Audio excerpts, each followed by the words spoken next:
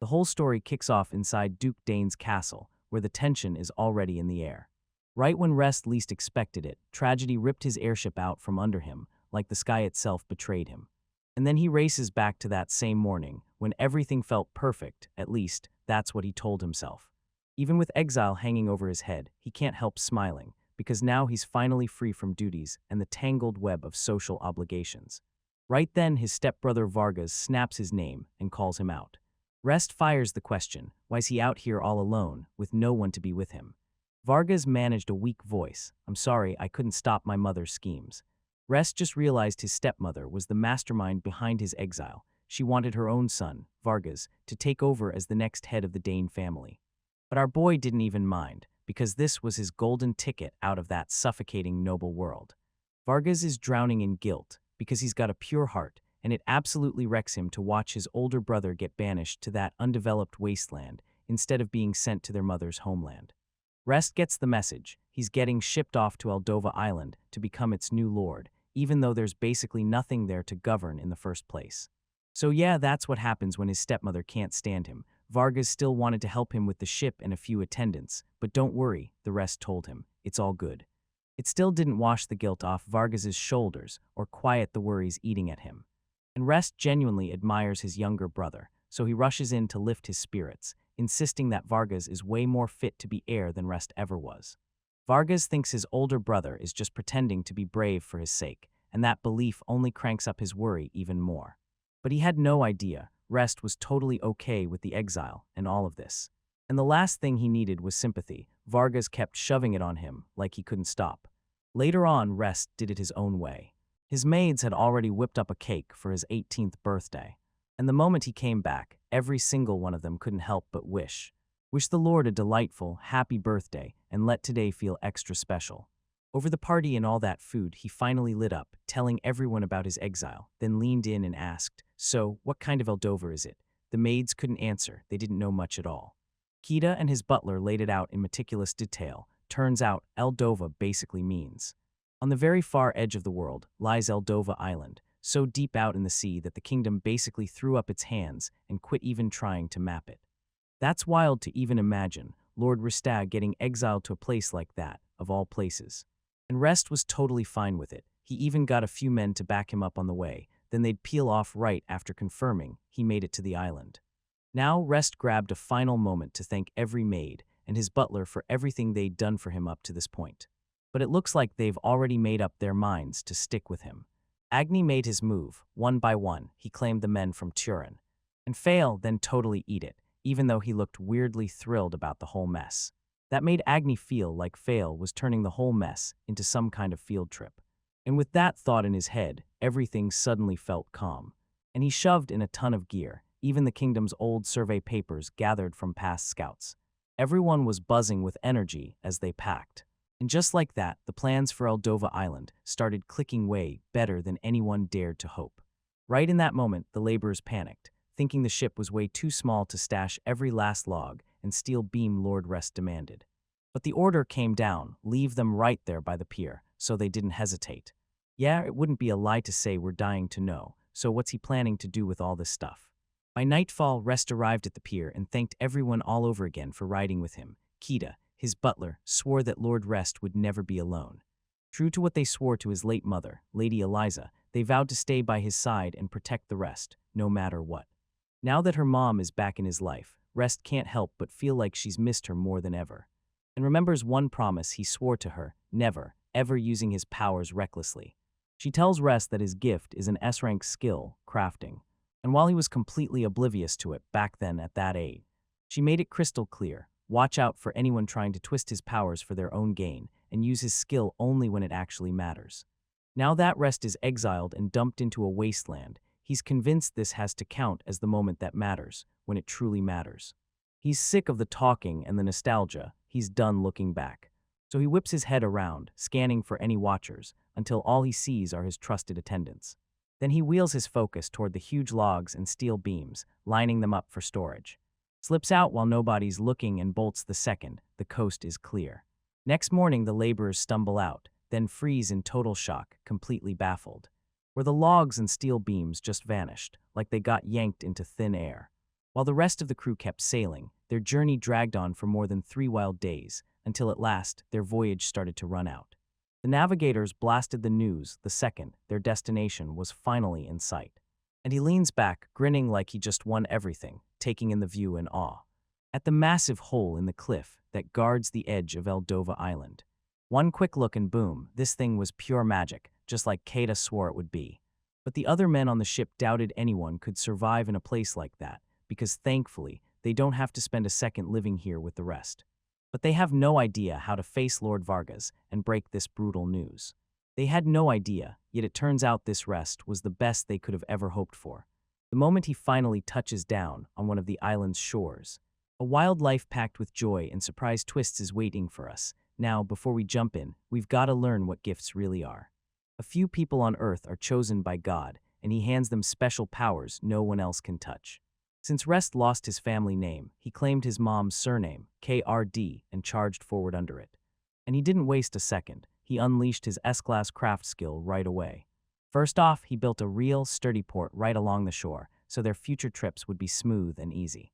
Everyone stared in shock at how flawlessly he handled his work, like pure skill made visible. After the walkable pier was finally built, Keita turned to the Lord Rest and praised the splendid work, because seeing it come together made him feel genuinely good. He remembered that he didn't need blueprints or guidance. If he'd touched something even once, he could build it. His maid, Taryn, alongside Fail and Agni, also made it clear just how jaw-droppingly remarkable his skill really is. And he soaks up every compliment like it's oxygen, just letting it all hit, and he keeps doing it. And immediately dives into the job, reshaping that cliff for good. He simply shot his hand toward the wall and triggered the craft system. A gigantic cave slammed into view out of nowhere. Agni couldn't stop wondering, could his skill do more than just create things? Could it erase them too? And if you're wondering how that all works, it gets pretty hard to explain to everyone else. With one gesture, he could swallow materials out of thin air, then carve a real cave into that cliff like it was nothing. Fail couldn't stop himself. He had to know what really happened to everything he absorbed. He just shrugs and says they're basically packed inside him like raw materials, and that answer hits her so hard in the throat that she freezes, then drops the subject. We know why. After hours of grind, they finally laid out the blueprint that mapped the entire cliff from the inside, starting with a bottom entrance, then a dining hall and break room on the first floor, open-air baths on the second, and extra open space on the third, so everyone could push deeper into the cliffs.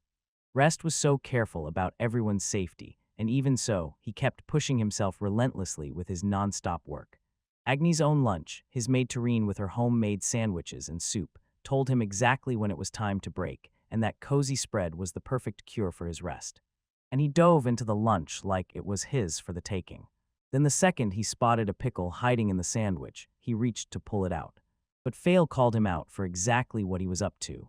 He leaned in and demanded she keep it all under wraps, no more talking about it.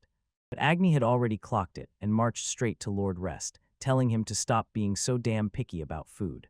That's how he proves he takes full responsibility, guarding his territory while making sure he's getting the right nutrition too. Rest totally checked out during the lecture, just zoning out like the world went quiet. Right after that, Taryn caught him right before the dishes and asked him to grab some fresh water. He grabbed fresh water from the storage and downed it to get some rest. He shoved it into a jar, ready to use whenever he needed it. Agni had no idea he could even store water. Like, what? She didn't buy that it was even seawater. Then he snapped back, saying he'd been slipping around every day just to quietly siphon water from the Dane family's well. She asked seriously, what's the limit to what you can store, and won't the water get ruined or mixed with everything else? He just grinned and said he could stash it all endlessly. And they just drifted apart like it didn't matter, not stressing one bit about rotting, because honestly, they wouldn't have to worry about water for quite a while. So they slam into a bath right away before they call it quits for the day. They crashed into sleep that night, deep, peaceful, and fully earned. And the very next morning, the groggy, rest-headed writer woke up with a start, like trouble was already waiting. Right away, he headed to work on the progress of the remaining cliff. He finally felt the farther spot go hollow. That's the sign they're about to reach the island's interior, crossing right through this point. Maids couldn't sit still. He was buzzing with excitement, already imagining what kind of house they should build. I haven't really wrapped my head around it yet, so pitch failed suggestions for a super spacious, good-looking house. Rest easy, he didn't stop there. He kept pushing forward, working even harder. He'd barely finished, believing his big moment was coming, because he thought he'd hit the island any second. But 6 long hours later, he was still stuck in there, fighting his way through the dark and somehow not finding a way out. Maids never thought it would drag on this long, and Rest sure didn't plan to stop it either. Since they couldn't just spin around and leave, he built a real spot for them to hunker down there, temporarily but properly. And days later, they finally blasted their way out of that cave. They'd been freaking out for ages, because it dragged on way too long. And finally, they burst out from that cliff like a breath of fresh air, staring up at open sky above their heads. Taryn leaned in and said, "It's freakishly quiet out here, no birds at all," like she instantly knew they had to be the only souls for miles. Kata scanned the area and said there wasn't really much to go on, at least, nothing anyone had explained about this place and every single survey they've ever run in the past. Rest stepped forward and snapped, "Then we're doing our own investigation." First, he chops through the trees, widening the road so carts can roll through, and this is where his craft skill really steals the spotlight. They pushed deeper into the island, and what happened next shocked them. They stumbled upon what looked like a totally wrecked human-built house. After digging deeper, Kata realized this spot used to be the survey team's old base, so if they keep searching, they might finally stumble onto some real clues. Rest decided to go check it out, while Taryn planned to handle lunch, letting him search in peace. "Keep your eyes open, this place looks totally smashed up by some monstrous beasts. So yeah, keep your guard up while they're here." Rest was thrilled because they'd already scoured the rubble right before he cleaned it all up with his skills. Then he spotted ruined stairs that shoved him into a dim room that looked like. Kita figured this had to be the commander's spot, or something close, and they'd probably find some dusty old survey files in there. Because the survey of this place got shut down long ago by past wars, Rest decided to absorb the door to get it open, but he still hesitated, terrified he'd wreck whatever papers were hidden inside. So he leaned in, stared at the lock way closer, and thought he might have been able to forge a key that fit perfectly. Kita was left staring in pure shock. Lord Rest forged a temporary key with his own hands. And somehow he slipped past the lock and popped the door open like a master thief. He realized just how crucial it was to ask, when did Lord Rest start picking up thief skills? Rest swore he learned it in school days, and Kata tried to give him a lecture, but Rest didn't care and just went ahead, holding their breath as they slowly, carefully cracked the door open. They realized just about everything here had already vanished. When Reitsu finally stared at the desk again, he spotted it. Something was jammed in there. Then he tugged it a bit off kilter, and right there, he found a note. A notebook slipped out from the back of the drawer, and when you open it, you realize it's packed with their island findings, plus a few chilling notes about the natives. Agni immediately spotted that the book was missing pages, torn clean out of it. He figured the survey crew must have wiped that book clean after messing up. Kata can't remember a single official survey ever hinting that anyone lived here before. So they might have never even laid eyes on those inhabitants, just stumbled on signs they couldn't verify or confirm. Vale leaned in and begged for a chance to inspect the book. And when he finally studied the book closely under the sunlight, she spotted faint scraps of old words clinging to it like ghosts. Now take a closer look. Those indentation marks aren't just there for show. And he figured it might finally crack the code and reveal what was written on that missing page. He leaned in and begged her to lend him a colored pencil. And after he followed those scratch marks all the way through, he couldn't stop now. It spoke of a hidden spring deep in the forest, where a figure rode a monster, maybe a kid, maybe an elf. The second he failed, excitement hit him like lightning. He blurted out he wanted to be friends with the elves, if they were really around. And Lord Rest felt the exact same way too. But Agni couldn't shake the fear. Could they actually pull off being scary? Tyrion asked how they'd even speak to them when they don't know elf tongue. Vale said just hand them some sweets, then they'll know we're friendly, no questions asked.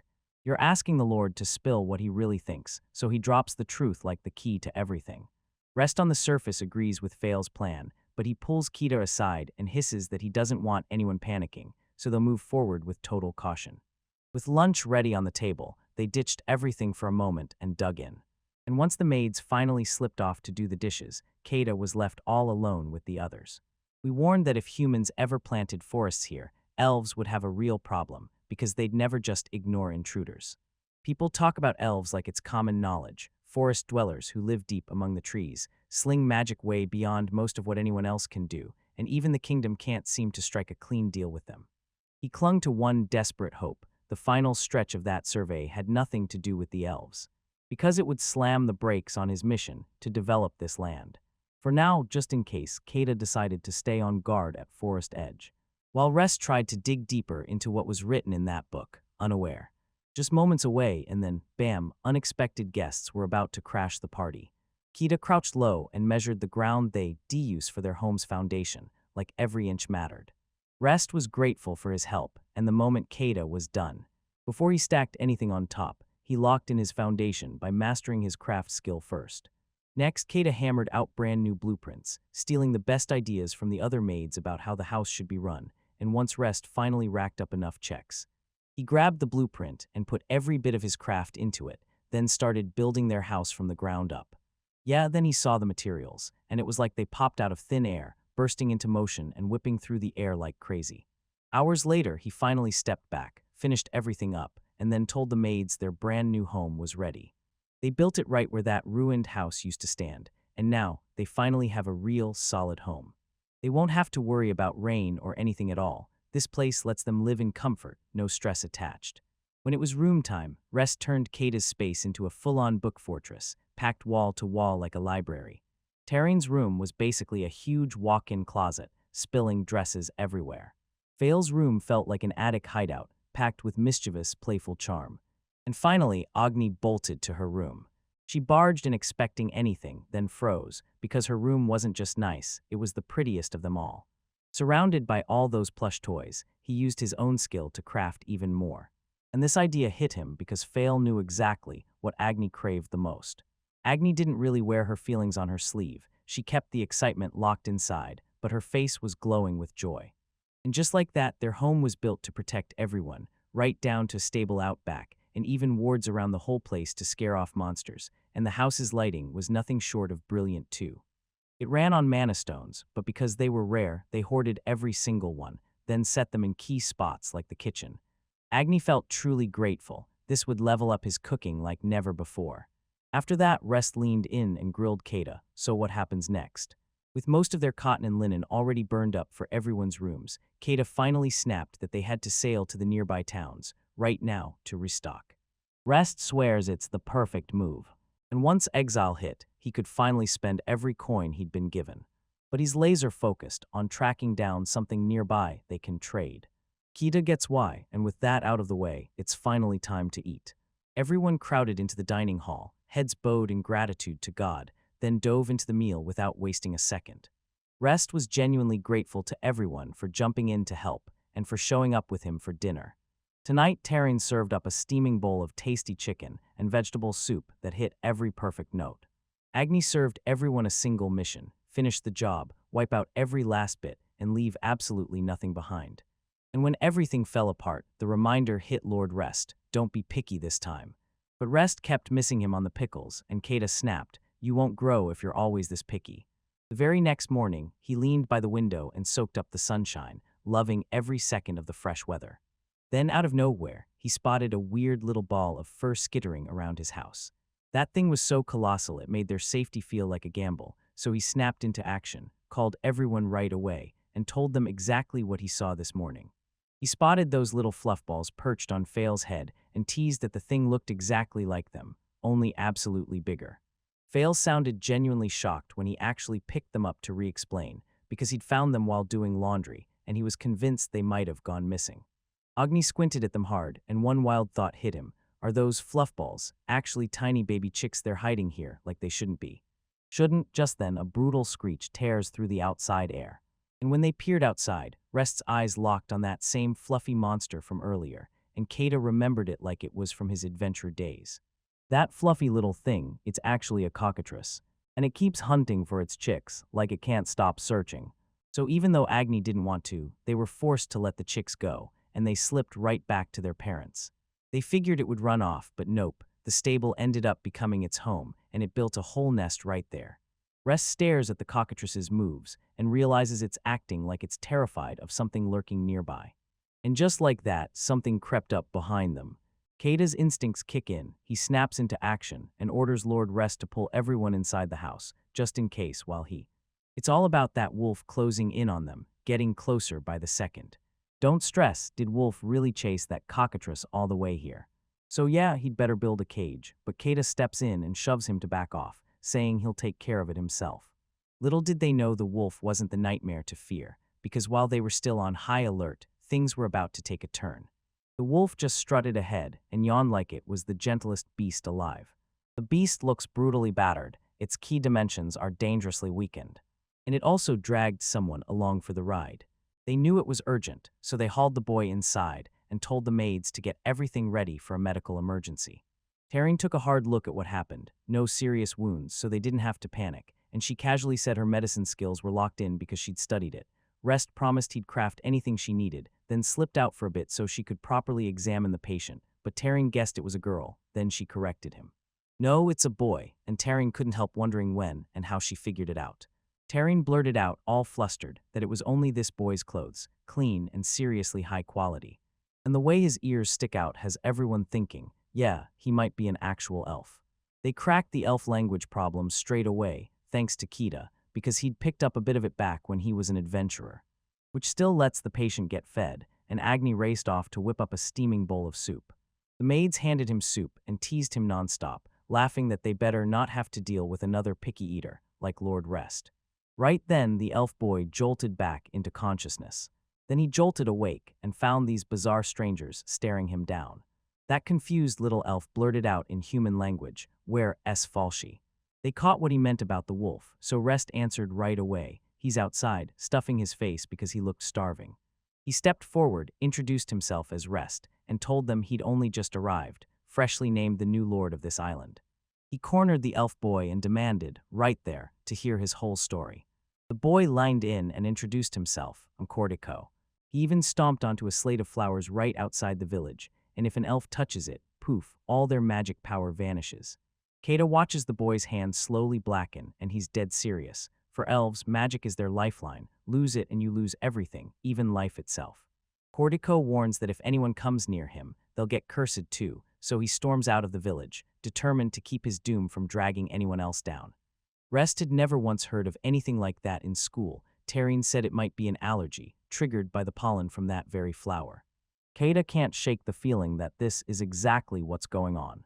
So Rest told Taryn to size the kid up more closely, and Taryn already looks like he knows exactly what he's seeing. But she'll scrutinize that boy inch by inch first, and by sunset, she'll have the results. As the sun dipped low, Turin went to the others and made sure they knew everything was already happening. And while humans might just sneeze at the pollen, the elves react like it's a full-on disaster. He failed and then he blurted out, is there a cure for this allergy? But she's got nothing on her right now that can help make the cure. She grabbed the book of herbs, flipped it open, and pointed straight to the one herb they were missing. When Rest stared at it, he immediately dug into his storage, hunting to make sure it was still running, to find out if he ever stashed something like that. Lucky for him, he spotted something that looked just like it, something he'd probably picked up earlier, once he'd used his craft skills to clear the way and build that road. You gotta give it a shot, you might be surprised. So he snatched the herb, then grilled Turin. Was it the right one? She lit up the second she saw it. This was exactly what they needed, so she turned around and started brewing it immediately. Others waited their turn until she finished, and after Cordico took one sip of the soup, his face lit up. He called it delicious and gratefully thanked them for the help. He admitted he had no idea a house was even here before. Agni snapped back that they'd shown up here just moments ago, like, literally, and that was basically all there was. Agni leaned in and asked, so, are there more elves in your village? Cordico shot back that his villages, humans, aren't human at all, they're secretly half-elves. And Fail flat out said he's just like Agni in that regard, because she's half-beast folk too. Since the medicine needed time to kick in, Agni asked if he wanted a snack before crashing, and Fail was all set to devour the chiffon cake she'd made, though Agni didn't exactly ask Fail. Fail pushed Cordico to take a bite, saying it's legendary, smooth, soft, and dangerously delicious. Agni was short on eggs, and there weren't any chickens around here either. Agni can't remember seeing a single bird anywhere, and she decided to seek out Lord Rest for answers, right away, with her doubts piling up fast. A few days later, Cordico see. He seemed totally fine, and even when his hand started to fade, it snapped back to normal. Taryn's medicine hit the mark, and joy flooded in as relief finally set in. Then straight out of nowhere, Agni's scream tore through the air outside. So they bolted over at once to see what had just happened. He saw her frozen in awe and disappointment at once, because even now, the cockatrice still won't warm up to her. Russ told her it's normal, since monsters keep their distance, but she didn't care. She just wanted to befriend it and bury her face in that fluffy goodness. Cordico stepped forward, ready to help her win over the cockatrice, which they call cocoa birds in their village. He even told them they could grab eggs from cocoa birds too, then broke down the whole process step by step. Rest didn't waste a second. He jumped straight into building a chicken coop for the cocoa birds, then scrambled to make the bedding extra soft, because these delicate birds would flat out refuse to lay eggs on anything stony. So the coop went up smoothly, and just like that, the egg problem got wiped out for good. And in the end, Agni even treated them to a fluffy chiffon cake, pure sweetness after all that chaos. Cordico couldn't stop smiling as he took a bite, so delicious it felt like pure magic. Kata didn't expect those cocoa birds to be so sharp that they toss out any unfertilized eggs from the nest, like they're protecting the whole operation, so they can lock in a steady supply of protein. Vale told Lord that the eggs from the cocoa bird were so huge they were about as big as his head. Later, right around dawn, Rest told Cordico, "Your parents might be freaking out, so head back, okay?" Then Rest added, "And since you'll both be living on the same island from now on, I'll take this moment to go and properly greet them too." He even set his sights on making them gifts, and Cordico jumped in like, "The cake would be perfect, trust me." And he finally sealed the cure, the antidote made from the Slada flower. He thanked them again and again, but a knot of worry tightened in his chest. What if it really wasn't okay for him to go back? Turin leaned in and told him, "You're good," because he'd finally bounced back completely. Now Rest was relieved he finally had Turin beside him, someone he could truly count on. With that decision locked in, he proudly announced he'd ride to Cordico's village the very next day. In his rare spare moments, Lord Rest grabbed for the magic stone, but the moment he tried to stash it, everything just wouldn't work. He tried to carry them himself, convinced that once they were in his hands, everyone would finally notice. He snatched a clock that once belonged to his mother, Lord Eliza, and the moment it hit his hands, it dragged a flood of memories straight back to him. Rest couldn't just sit there. He demanded they tackle that clock before its magic fizzled out on the road to Cordico's village, and Taryn packed up to go with him, double-checking the route so they could get back home the right way. Go home, crash out, get some rest, and then really study Cordico and his wolf up close. They figured they might be the monster child from the survey team's notes, and the deep spring buried in the forest. That had to be the spot near Cordico's village. Now Kata hurries up to Lord Rest and asks if he, along with Kata himself, should escort Cordico straight back to the village. With terrifying monsters possibly lurking out there in the forest, but Cordico flat out confirmed there wasn't a single dangerous monster lurking out there. And out in that same forest, the sacred beast keeps watch, so no dangerous monster ever sneaks in. Rest had just gotten his first ever hit of news about the sacred beast. Cordico said the holy beast will sometimes slip over to the spring shrine to keep watch, like it's guarding the whole forest, and once everyone realizes they're being watched, they relax, then start leaving offerings to it right away. Rest now stares into the past, counting every tree he chopped down while building the area, and his worry gnaws at him. What if it wasn't okay after all? The key point is that he's finally relieved. He knows he'll stay right here, keeping watch over the home. Leaving Lord Rest's protection to collapse was a mistake, because the one stepping in was even better at martial arts. They headed to the coop, and Agni was still out there trying to befriend those Coco. But she was still getting nowhere fast. Rest shows up and begs her to ease up, and she finally admits, yeah, even after she tried Cordico's method, it still wrecked her. Scheme it is, she figures this is the only way she can be useful, because as the Rest's bodyguard, she's basically helpless. But he didn't even care about that. He grabbed her attention and told her to come with him, because he was dying to get some food cooked by her. She nods and agrees to Lord Rest, just as Kita is ordered to carry out the instructions. Warned him not to mess up Lord Rest and Agni on the journey, because he'd only got one disciple, and that was him. And she couldn't wait to test how far her martial arts had come, so the party plunged into the deep forest to go fetch Cordico. On the road, Cordico told his pet to yank the carriage for them, and that instantly blew Rest's mind. Can every half-elf really talk to animals like that? Cordico shut it down with a sharp no.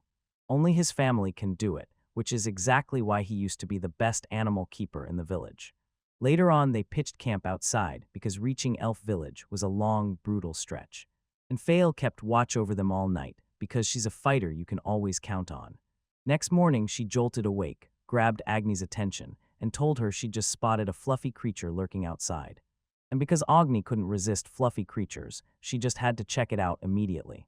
He stayed close for safety, then moved ahead to clear the way for her. As they pushed deeper into the forest, the undergrowth thickened fast, more bushes, closer and closer with every step. Agni's beast eyes cut through the mess, and she could see everything crystal clear even in the worst of it. The moment she spotted it, she bolted toward it without wasting a second. Meanwhile, Rest just woke up a few minutes ago. And then Turin demanded, "Where are Agni and Fail?" She swallowed hard and told him she hadn't seen them since early morning. Then they teamed up with the wolf, and together they sniffed out exactly where they'd headed. They chased that lead for a while, not looking back. Agni and Fail showed up in the springs, and the whole place was gorgeous to the point of stealing your breath. But Fail couldn't stop worrying. After going this far, how were they ever going to find their way back? Agni's eyes and nose were so confident she swore everything would be fine. But that fear hit Fail even harder, because they're here, and she just woke up Agni for those fluffy creatures.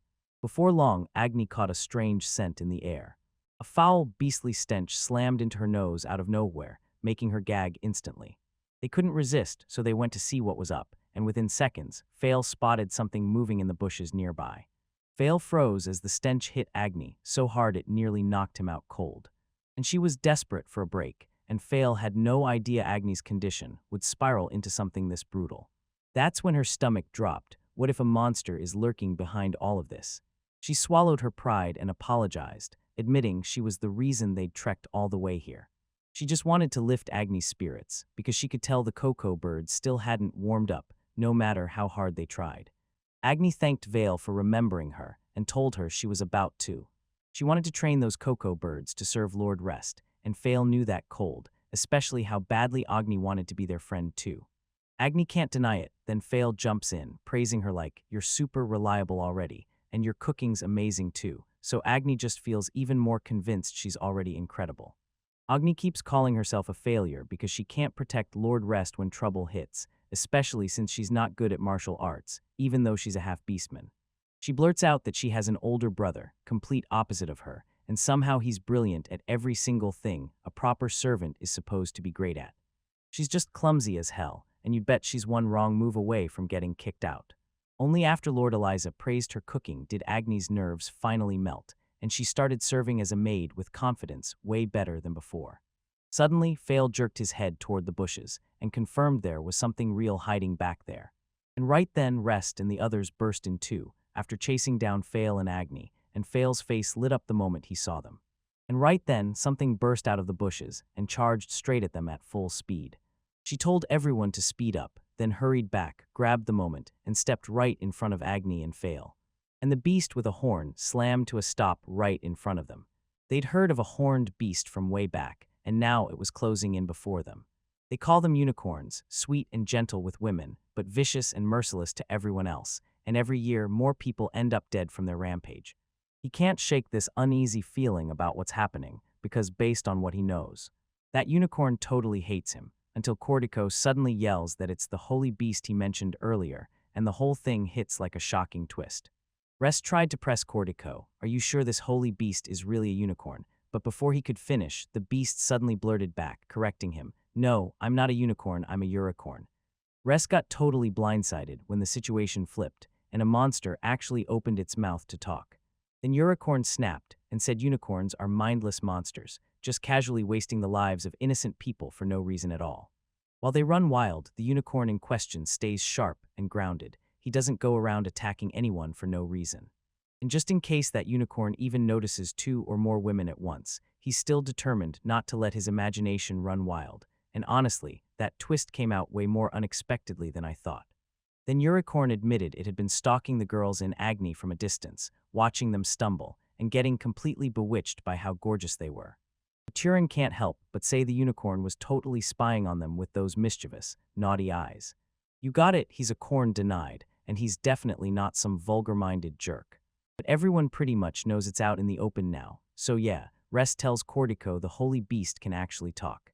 Cortico was just as shocked. He had never heard it speak, and the fact that it was eyeing a woman like that left him completely stunned.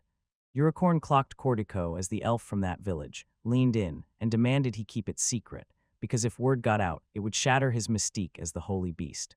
Now that they've run into Unicorn, everyone knows he's a full-blown chatterbox. No silence lasts long around him. And after that, Unicorn basically admits it's a terrible habit of his, that one. Once he starts talking, he can't shut it off, so when he first showed up in the elf village, he bit his tongue, stayed quiet, and kept his distance on purpose. Because of all that, it's been ages since he last had a real conversation with anyone. Fail looks at him with a sting of pity, while Unicorn is added from long ago. This place was crawling with monsters, yet every time he tried to talk, his non-stop rambling finally got them fed up, and they stopped showing up anywhere near him. Rest can't believe what Unicorn survived, and it also uncovers a secret from long ago. Unicorn even tried to shout for maidens from Elf Village, then what they said shattered his heart in one brutal moment. Which is exactly what Agni thinks of him, like, it reeks so hard it smells absolutely awful. Unicorn's heart shattered all over again when she heard it from her, so she turned to leave. Cortico stepped in front of him and insisted they talk a bit more with Unicorn, if he was okay with it. He was buzzing to hear every story Unicorn had to tell, especially the ones from that old elf village in the past, and he was convinced that if he loved them, the others back home would too, but Unicorn kept fearing his own smell would still blow everything up. And he tries asking the maids if they can stand this stench, but they wrinkle their noses and show open disgust. So yeah, nothing about this was easy. He threw caution to the wind and went for a plan to scrub the Unicorn clean. Tarina promised them, "Don't worry, I'll wash him up the right way." Unicorn practically buzzed at the thought that a maiden might actually pull it off, because if it goes that far, his hands could end up defiling her pure body. Still, he refused to let this chance slip away, until his heart snapped to pieces. When he finally realized Rest was the one who'd be washing him, Agni refused to come anywhere near him, and that crushed the poor horse's heart. And he admitted he scrubbed himself clean every single day, even moved his life right around the spring, so he'd never stink when the day came to meet a maiden. But now he ended up failing anyway, after every bath, even after he rolled over herbs trying to soak up their scents, and once that last thorough wash was finally done, the Unicorn still stood there looking spotless, clean, and downright elegant. It looked elegant, but the smell barely vanished, like only 0.01%, and it did almost nothing to help. Then Turin leaned in and said, "Let's drown that beast's stink in perfume." And the Unicorn was totally down for it, so long as the maiden pitched the idea first, then she rattled off every ingredient she'd need. But somehow they don't have the last one. She drew it for him, yet he acts like nothing like that exists anywhere on this planet. Because her drawing is straight up awful, she still insists on naming it Severia flower. Then he tried to decode it with his craft skill, but it completely wouldn't click. Unicorn clocked the danger and snapped his gaze to Tarini. Then he demanded she grab his horn. When she heard it, her mind instantly went blank. Agni was furious at this horse for firing off those weird fetish requests. Unicorn secretly dreams of a maiden touching his horn, but the moment anyone does, his power snaps into place and he can read her thoughts, so he's stuck wondering. Does she know what a Severia flower looks like, and could his mind reading uncover the answer? Rest was like, "All right, I'll try," but Unicorn slammed the brakes. He wouldn't let any man touch it, period. He thought Unicorn was just being shy while Fail was buzzing with excitement, so she just reached out, grabbed the horn, and demanded, "So what are you thinking right now?" The second Agni saw Unicorn's pleased face, disgust flooded him instantly. Then Unicorn said Fail was daydreaming about sweets, Agni's chiffon cake, and Fail snapped that yes, that's exactly what was on her mind. Once Taring got the confirmation that Unicorn truly had that power, she took the risk, then warned her in person, "Don't you dare touch a single memory, not unless it's the ones about flowers." Unicorn swore he'd keep the maiden's secret, then pressed his lips to the horn. She loved the warm feel of it, and Unicorn couldn't stop wishing she'd grip even harder. Eventually, Torin snapped and beat the shit out of that played horse. Unicorn fired back right away. He'd seen those flowers bloom in a nearby cave, and the news hit like a wave of hope. And just like that, everyone snapped into action and rushed out immediately to track down those flowers. Cortico suddenly remembers this cave the moment they arrive at us, an elf warning no one ever to get close. Then Turin says it has to be Severia flowers, because that powerful scent can knock anyone out and send them straight to sleep. Now Rest steeled himself. He and the other grown-ups would go pick them up, and maids would be stuck waiting here. They slipped into the cave, sank into rest, and the flames of Agni sparked, while Turin stayed right there with them. And after hours of hunting, they finally stumbled onto the flower field hidden deep inside the cave. I couldn't believe my eyes. This gorgeous sea of flowers showed up right in a place like this, and it totally blew me away. Rest just wished Kada could have witnessed this with his own eyes. Agni grinned and said, "Why not grab some flowers to take home too? They'll brighten up the dining table as well." Tareen figured, yep, this is the perfect move, and it felt like a genius idea in that moment. He tucked the stored flowers away just right, enough to cover what they needed, without ever messing up the peace of this place. Then right at that exact moment, he felt the ground tremble beneath his feet, like a tiny earthquake rolling in. And before long, he heard a blood-curdling scream for help. So yeah, this can only mean one thing. Someone's in serious trouble, and it's probably tied back to Cortico's village. He sprinted over in a flash. He steadied the anxious girls, promised he'd handle it alone, and swore he'd bring them back to the entrance later. Unicorn, Fail, and Cortico were already on standby, waiting right there for them. As he stumbled back to Lord Rest, he spotted a person teetering over the cliff, dangling by a thread with death closing in. Right then their grip failed, hands slipped off the rock, and they crashed down hard. Rest wasted no time, firing off his craft skill to slam a handmade ground hand into place. Right as she dropped, he caught her. She froze, stunned, because the fall stopped so weirdly, and somehow she wasn't hurt at all. Then Rest leaned in and asked if she was okay. She finally clocked it. He really did save her. And the second he made it in time, he lit up with relief, then stepped forward and introduced himself to her. The elf girl was already completely spellbound by the charm of her savior. She shot his hand into hers and blurted, "I'm Astoria." Later on, everyone else noticed it the moment the Rest came back. Cortico suddenly realized his sister was with Lord Rest too, for some reason that didn't sit right. Then Astoria finally locked eyes with her brother Cortico, and the second she did, she sprinted into a crushing hug, telling him she'd been searching for him this whole time. Cortico admitted he'd been struck by a slate of flower curse, but Lord Rest stepped in and saved him. Astoria's jaw dropped when she realized Rest had saved her too. After that reunion, they set to work crafting a perfume from Severia flowers, and then they doused the holy beast with it. Unicorn unveiled his fresh new scent and pressed the girls for their verdict, only for them to grin and say that disgusting stench was finally gone. "From now on, you've got to keep rubbing this perfume in every month." Unicorn finally stopped hearing the same cruel insult echo from the maidens. Then Agni shot him a question. How in the world was the holy beast supposed to use it himself when he's literally a horse? Cortico stepped up to help, and he's convinced the whole village will want to jump in too, especially when it comes to caring for the holy beast. If Storia feels the same, I swear it'll be the biggest honor of my life. When he heard that Unicorn was being moved, he leaned in and demanded, "So you're really going to accept him?" They grinned and signed on in a heartbeat, and once things turned out for the best, the whole group erupted with joy. Then they hit the road together and rolled into the elf village, together, like the next chapter was calling their names. And Unicorn just goes, "Yo, Chief, what's up? Long time no see," while the Chief keeps it casual too, greeting the holy beast and then firing back, "So when we last talk." Unicorn reminded him it went way back to when he was still a young man, and as they talked, Rest couldn't believe it. The Chief had known Unicorn the whole time, and even his gift for speaking. Now fast forward, she helped the maids train up, then taught everyone how to make the cure for the slate of flower curse. At first, they straight up refused to believe it, until Cortico showed up, cured of his own curse, and vouched for the truth, and now this new find is about to blow open the next wave of their hunts.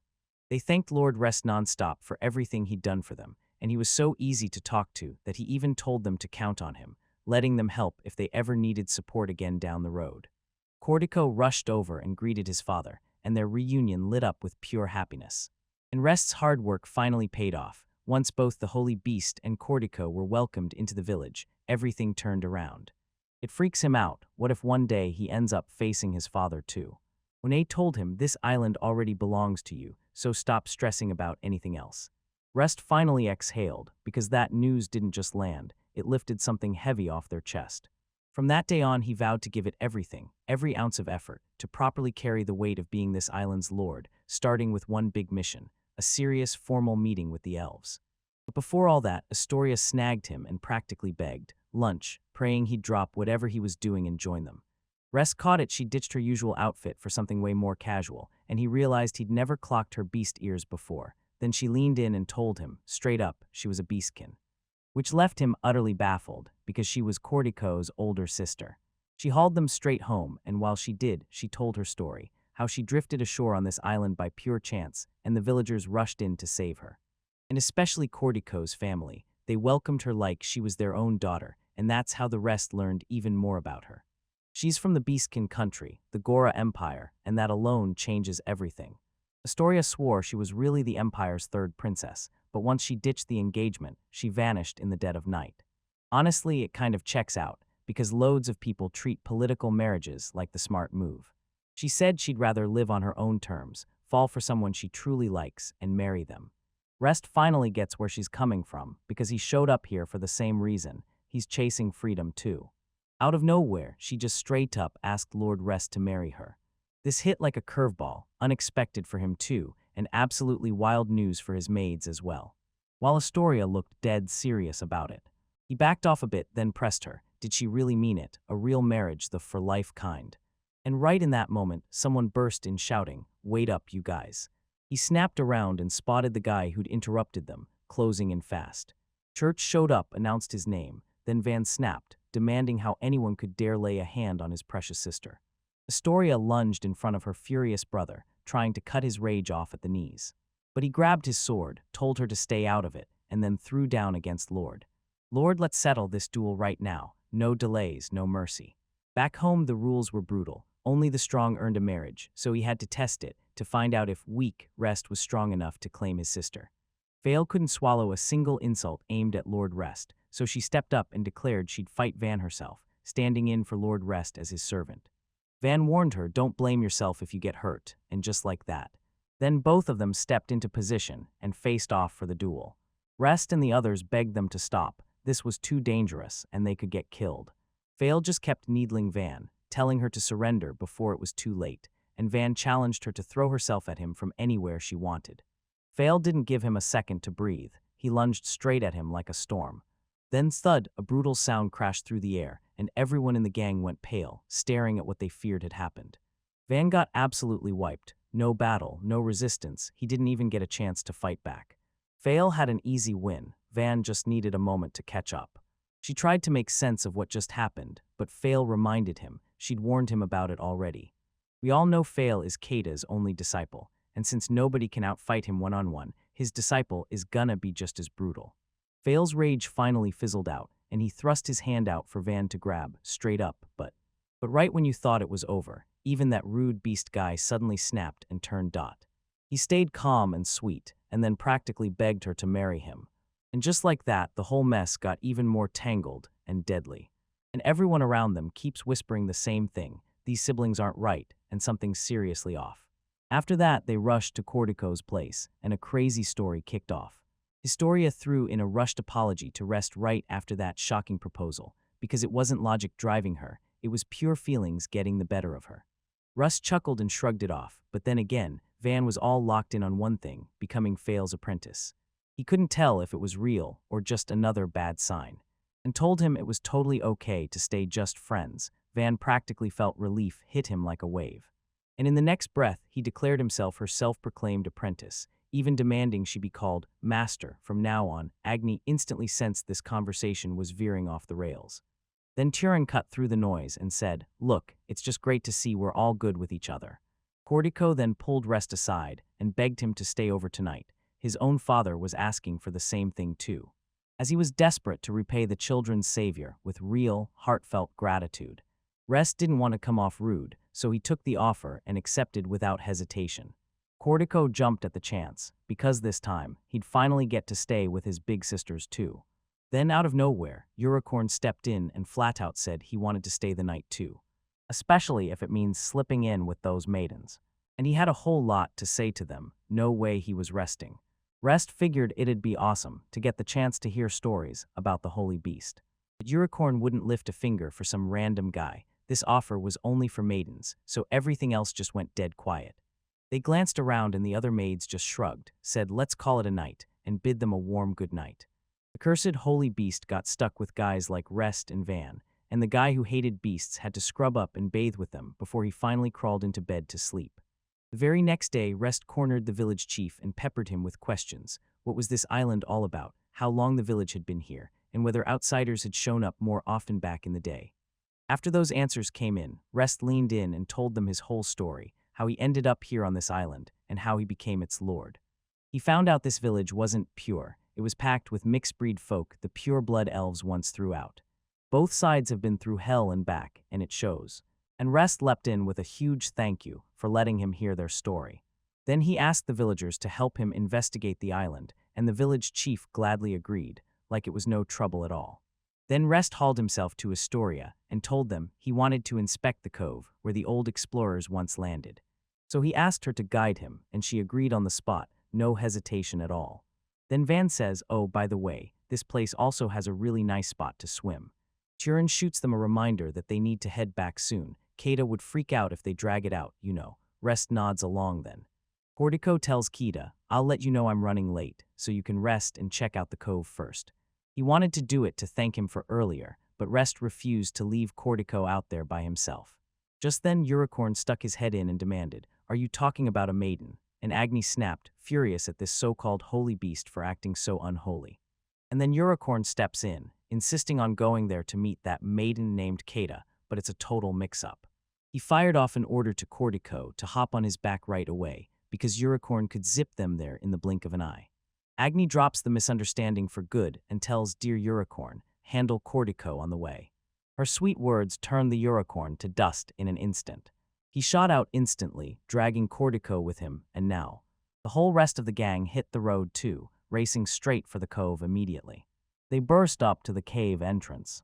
Rest practically couldn't wait to dig into this place, like he already had answers, plus he rolled in with some kind of device in hand as they stepped into the cove. Here's the map of everything around the elf village, the springs, that ruthless cluster of flowers, the hidden cove, and every last bit of it.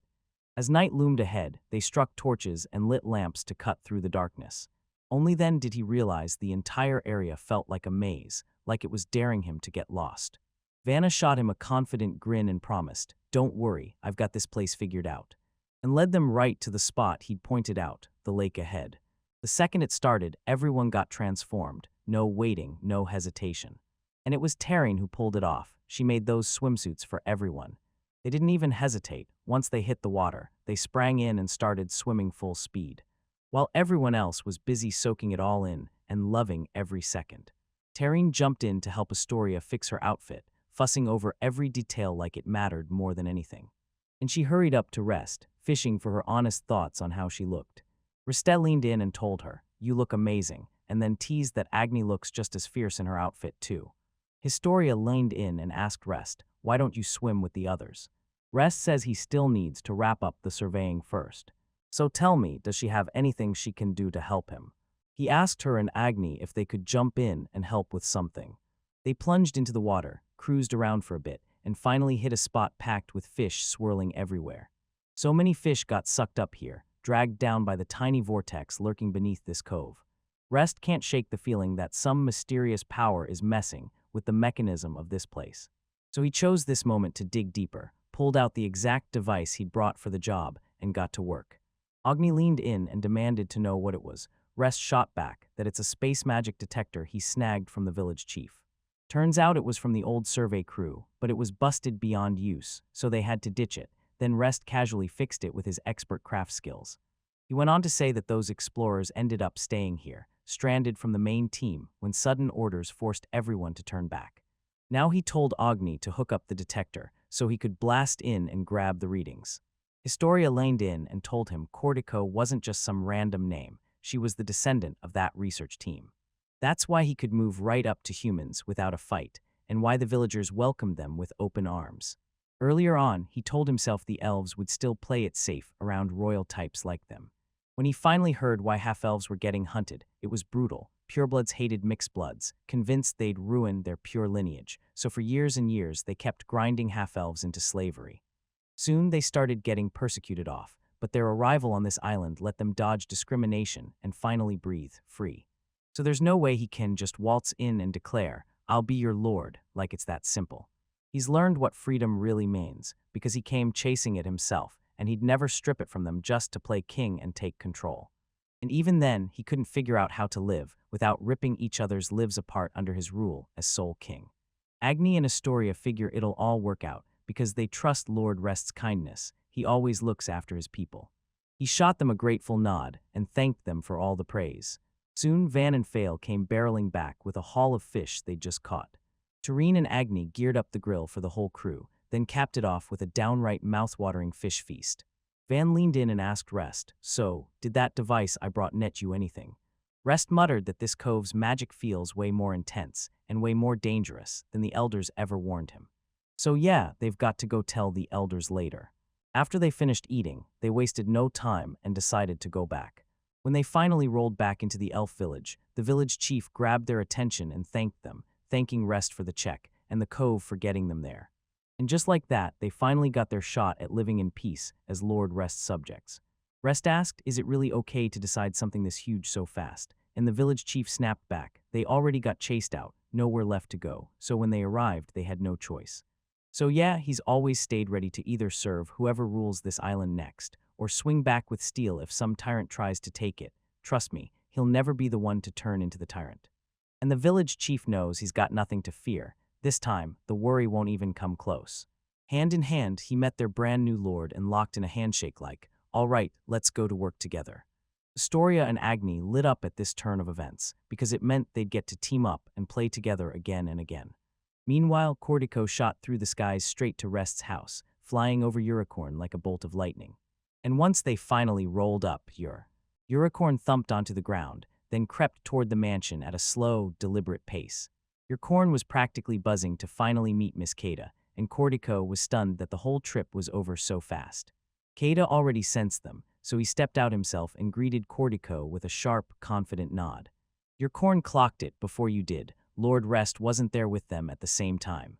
Looks like Ms. Kada isn't anywhere around, and the second you hear his name.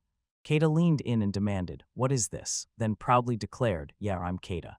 Unicorn finally snapped to it. He'd been completely played. Cortico just calmly dropped the scoop on Lord Rest's latest moves to Kada. Kada finally heard about Lord Rest and the others charging into the cove, and Cortico even showed up with the flowers Lord Rest had picked earlier. And on top of that, Kita felt it was a total honor to stand face-to-face with a holy beast like this. He could feel Unicorn's aura hanging in the air. Unicorn felt thrilled someone actually cared enough to hear his story, and the two of them chatted for ages, like the night would never end. Like they clicked instantly and became friends on the spot. Later that night, Rest finally found a moment to rest, just as the others. Kita came back and spent hours trading words with the holy beast. Kita greeted them with a grin, lined in, and asked how it all went, then reassured them it was totally fine. And then he asks Kita, "So, what did you think? How was it talking to the holy beasts?" Kita swore nothing felt wrong, just something he couldn't quite shake, but they both know he must have come out of that talk with a win. Now everyone else rushed in, desperate to get Kata's take on it. Then Turin pulls them aside and tells them, "Come on, head to the coming area, grab some tea, and talk it through." To not wake up Cortico rested, while Rest loved the idea, and Agni jumped in, deciding to cook dinner too. Later, right after the dinner was finally on the table, everyone chewed with full mouths because the day had drained them dry, and the rest of their energy vanished the second they tasted the juicy veggies they'd brought back from the elf village. Then he pivots to the real reason he wanted Keta for. He tells him straight up, he wants to build a road to the elf village because they can't reach it fast enough on their own without the holy beast.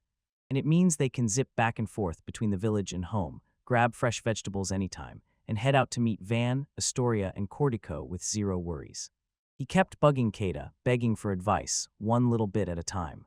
He refused to build a bridge over the trees because he wouldn't risk hurting the forest. Kata begged for just one night. He needed to lock in, study hard, and hammer out his designs. So Rest decided to dig into the materials he'd gathered in the meantime, counting on Kido to be with him through it all. The next day, Kata sketched up fresh blueprints, and Rest lit up, finally getting exactly what he needed. He studied the blueprints like a pro, his craft skill lighting up every detail. And right after, he snapped into action and started laying the foundation for the bridge. Unicorn was blown away by Lord Rest's insane craft skills. And it's wild how Rest can soak into the soil and change everything. And whoever gets in the way gets demanded to hand it back, only more efficiently this time. Maids and Cortico keep watching from the edges as arrests slowly start stacking up, like the bridge-type road is taking shape over the forest. Cortico figured the whole road would be over in a blink. But Rest doesn't have the luxury. Since his range is limited, he's forced to run the exact same move again and again. The maids hurried to prep every snack and meal they'd need to fuel them right between the breaks. And just like that, the bridge supports were finally slammed into place. Unicorn didn't think Rest would go this hard. Turns out he's seriously determined and actually gets it done for real, not like Unicorn imagined before. And even as Rest thanks him for the compliment, Agni cuts in and says, "Don't get it twisted, this wasn't a compliment at all." Rest snapped back to the job and kept grinding until he finally carved his way from his manor all the way to Elf Village. As soon as the road was done, the villagers wasted no time. They immediately started hauling tons of stuff around and racing through it like it was their newest lifeline. The village chief traded his fresh veggies for the rest, while Cordico asked for some warm, newly baked Sivan and Astoria. Then the former third princess and the crown prince of the Gore Empire hit the road to meet Lord Rest too, and the bond between the two places kept growing stronger with every passing day. Right in the middle of all that chaos, fresh new faces start to appear. They've definitely spotted the island's recent shake-up, but no one has any clue where they came from. The story flips straight into the kitchen, where it always goes down like usual. Agni jumps in to help Astoria learn how to bake cakes, but she hasn't figured out how to rein in her strength in the kitchen yet, and that's why everything keeps getting messed up. Agni figured it was going to take Astoria some serious time to get it. Astoria blurts out, "Is baking really supposed to be this brutal?" Especially with her beastman's strength throwing everything off, because delicate work is totally new to her. And at this rate, she's starting to spiral, thinking she'll never prove she's worthy to become Lord Rest's bridge. Agni raced through his mind, trying to find a way to break down Historia's insane strength. Then a wild idea hit him. Why not start with a story about how she became great at baking bread first? Once she taught Astoria all about breads, Astoria was totally in. She couldn't help but worry, could she really pull this off? Still, she wasted no time and dove straight into prepping the ingredients. She couldn't stop hoping Lord Rest would taste her bread and fall in love with it. Agni hovered over her every move, watching her punch and knead the dough with fierce focus. Astoria handed over the bread and promised that Lord Rest would absolutely adore it. Astoria hovered over the clouds, already dreaming of the day she'd become an incredible cook and win Lord Rest's heart with her food as his wife. She figured he'd want a bite of her too, right along with all those mouth-watering breads, which sent her mind racing, and when she finally grabbed it, she overdid it, so hard she ruined everything. Astoria still had a brutal stretch of road ahead of her. Then Terran showed up and pitched Astoria on a fresh idea. Why not team up and whip up some perfume together for a change of pace? Astoria couldn't stop wondering how this was going to change everything. Terran leaned in and promised her that a gorgeous fragrance would make her feel far more irresistible. Astoria can't stop daydreaming. What if she slathers on perfume before her date with Lord Rest, and this time, it actually flips everything in her favor? She snatched the perfume lessons from Turin and hurried to prepare for her date. And Terran blew her mind by showing her every amazing perfume she'd uncovered and teaching her exactly how to make them. And one of them instantly grabbed her attention. Terran wafts a mature scent and tells her, "This one's for those private moments when it's just you and your beloved." Astoria can't stop imagining what it would feel like to be alone with Lord Rest. After their great date, he just couldn't let it end. He wanted to steal a little more time with her, saying, "I'm not letting you go," like he'd rather break than lose her. If that happens, she'll snap, like her sanity gets ripped right out of her mind. Right this second, she snaps out of reality, then immediately bolts over to Fail, because she tried doing laundry and can't handle it. Later, she goes straight to Phil and complains that Historia keeps stumbling and messing up over and over. Even though she's insanely strong, that's the whole problem. Fail could totally tell the story was getting absolutely wrecked. So she cheers her up, then ropes her into helping with the laundry, because she's convinced this won't be a problem for her, since she can lift heavy clothes with zero struggle. And when she effortlessly brings the clothes over, everything suddenly feels way more possible. After she finishes the laundry, she turns and asks Fail what's coming next. With her injury still screaming, Fail orders her to fold the clothes. Lord Rest's shirt hangs right here, and Astoria grips the rest of his clothes tight in her hands.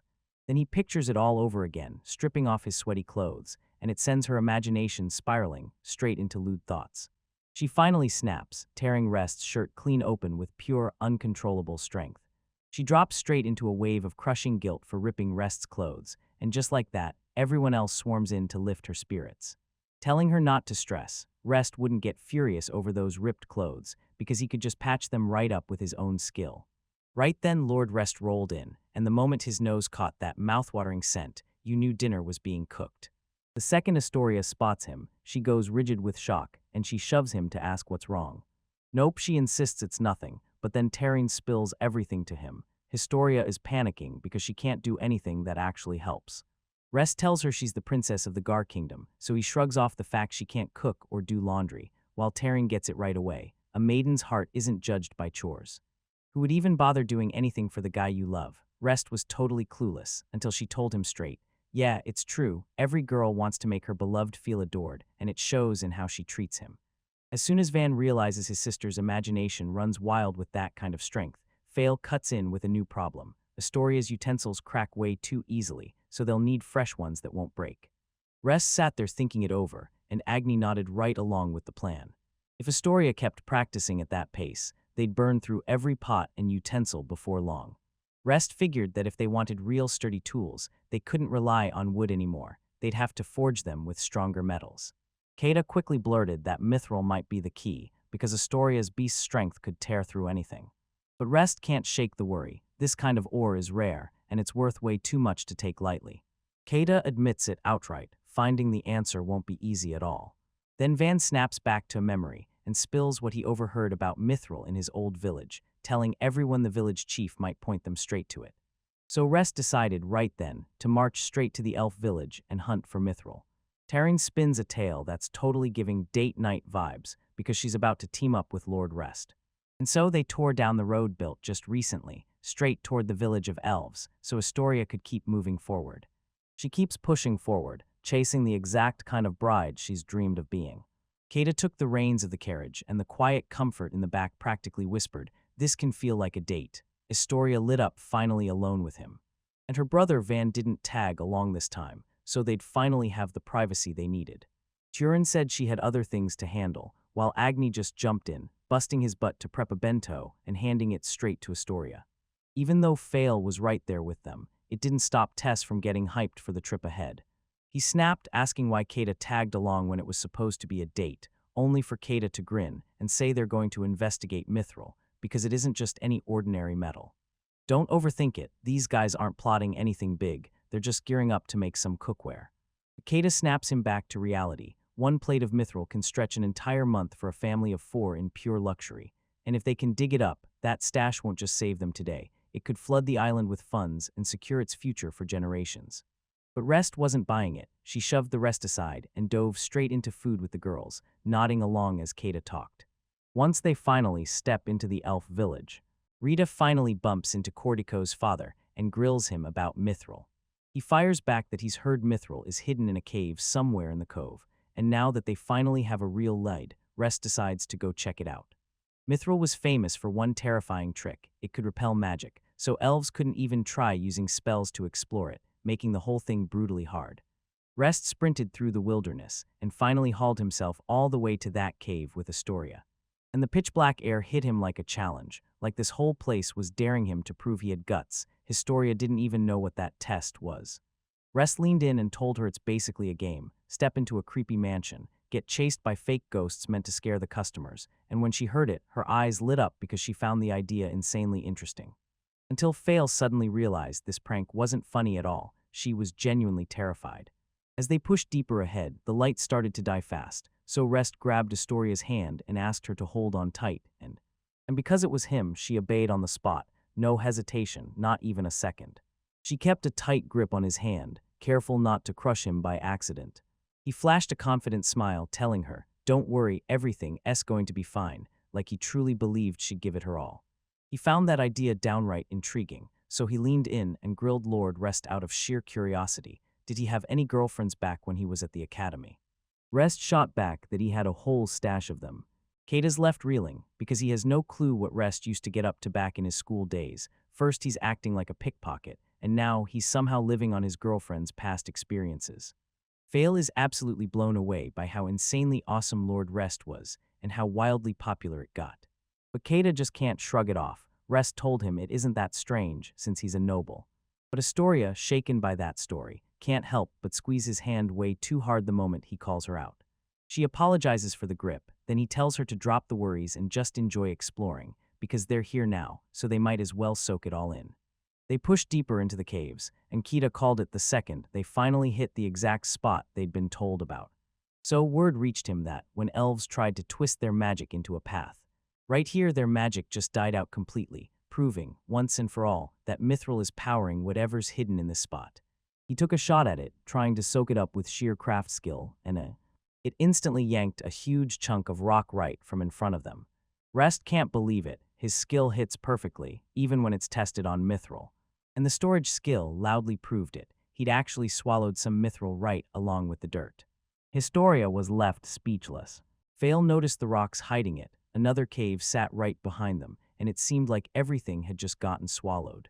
So they said one step more, and pushed on, kept walking and walking until there was no turning back. Then they finally spotted a stash of tools, cups, and dishes, plus carved spaces carved into the walls like ready-made shelves. He just stared at the evidence and confirmed it. This thing was made by mithril. And Rest got the hunch that someone just might be living here. After a minute of running, he noticed something strange up ahead, who looked like they were raging just for being there. Everyone jolted in shock, and then they all froze, right before the moment split the room.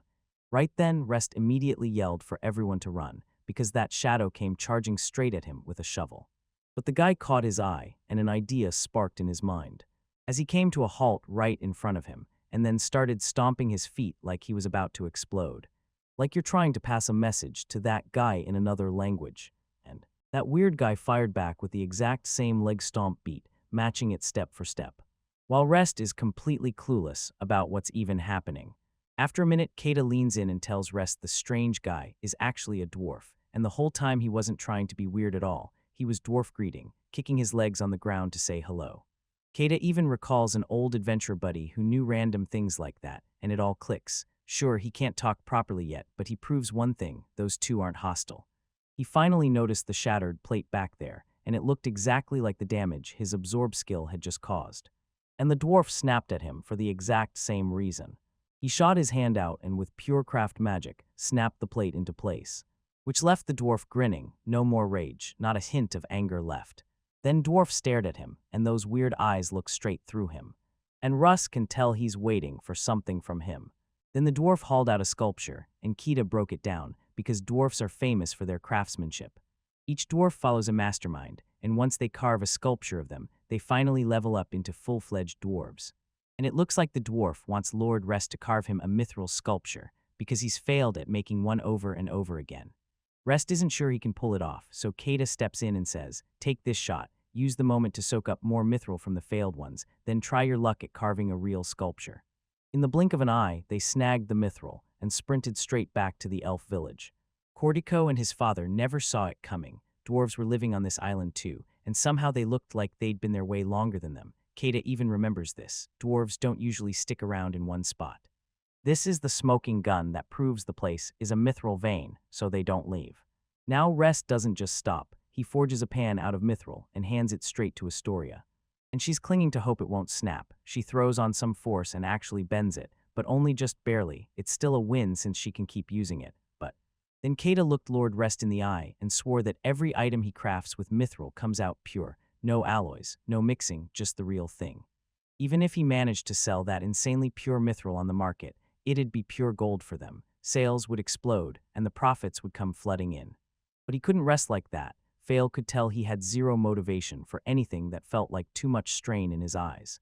And don't go thinking you can mind mithril while the dwarves are still living there. Nobody is about to snatch their freedom and call it right.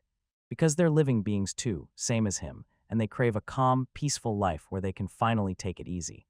The very next day, Taryn was suddenly playing the flower game like he'd lost his mind, and each petal he pulled felt like it was shouting, "He likes you, he doesn't, he likes you, he doesn't."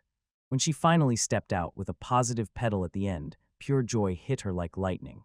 Seeing her like that made Fail's curiosity spike. What on earth was wrong with her, just then? Lord Rest stormed in, demanded Taryn bring him tea, and when she didn't answer, Fail ran to him and said she'd do it instead, and when the rest shrugged off the plan, he still demanded to know what happened to Turin. Agni leaned in and told him, something went down last night. Taryn went to gather herbs, and that's when she spotted someone lurking there. She tracked it down to see who it was, and boom, it was a young guy. She shot him an apology for cutting in, then lined in with one burning question: what was his name? Then he just flat out told her to wipe the whole thing from her mind, pretend she'd never seen him here today. But it was obvious she'd caught feelings, and she couldn't just erase him. Then the guy walked out like it was nothing, telling her to forget it like a nightmare because they'd never meet again. She lunged to stop him, but he bolted out of her sight before she could even blink. She walked away, still wondering if she'd just imagined the whole thing. But she won't see it that way when her heart's still slamming and pounding like crazy. Rest sipped his tea, leaning in as the story spilled out in full. And he can't remember a single person on that island ever looking that wild. Agni had never seen anyone like that either, but the moment she grilled Taryn, did someone like that really exist? Taryn didn't back down for a second. She swore she even spotted a button that guy dropped as he was slipping out. She's got that dreamy kind of story that makes you beg for more, but Taryn can't stop rambling about that guy. Meanwhile, Agni had to juggle everything else, so she dashed off to feed the cocoa birds. She realized the little chicks have grown bigger now, so they're finally ready for names, and yeah, she's still absolutely obsessed with the cute, fluffy ones. Right then, she spotted someone else here too, so she snapped her head around and went to see who it was. He burst out of hiding, and it was the exact young man Taryn swears he saw. Agni stares at that guy, confused as hell, because he's wearing Kita's clothes, and when the truth finally clicks, it turns out it really is Kita, but here's the twist, he's got a rejuvenation skill. But ever since she started serving Lady Eliza, he's kept his mouth shut, and this is the first time his power has gone completely berserk. Now he can't claw his normal back. She's been quietly using this power in secret for years, ever since her younger body let him swing into physical labor with way more freedom and raw energy. But no matter how many tries he's thrown at it, he still can't snap back to normal now. Right then someone said it in plain words, and his skill absolutely lost control, going berserk on the spot. And yeah, that's something old folks get a lot too, because the holy beast unicorn is the real deal. From up in the sky, he saw it all and heard every word Kata said. Kata swallowed his worry and begged the holy beast for an answer, because he figured only something ancient like that would know the truth. Unicorn just shrugged and told him to enjoy his youth form for now, since he can't switch back until that skill's effect fades on its own. But Kata refused to let that mess with his duties. So he tried to lay it all out honestly to Lord Rest, then Unicorn cut him off immediately. Because he knows exactly what Taryn's going through, and if she finds out, it'll shove her straight into crushing, bottomless grief. So that acorn is basically telling you, let him duck out of sight until his body snaps back to normal. Right then, Taryn showed up and spotted him, and that single moment instantly shattered their whole plan. And she immediately shouted, "That's him, the one I've been searching for." Rest swept over and greeted the guy, welcoming him to Eldova Island. Then right on schedule, Agni stepped forward and made the formal introductions as the Lord. Logni fought to make Lord Rest understand that this man is really Kita, and that this whole disguise has a damn good reason. But Resto figured it had to be a prank, because he knows Kata isn't that young. Agni couldn't squash the misunderstanding, so Rest and Taryn grabbed Kata and pulled him inside for tea. Unicorn bursts into laughter, declaring that this whole mess leaves them, just the two of them, as partners in their secret.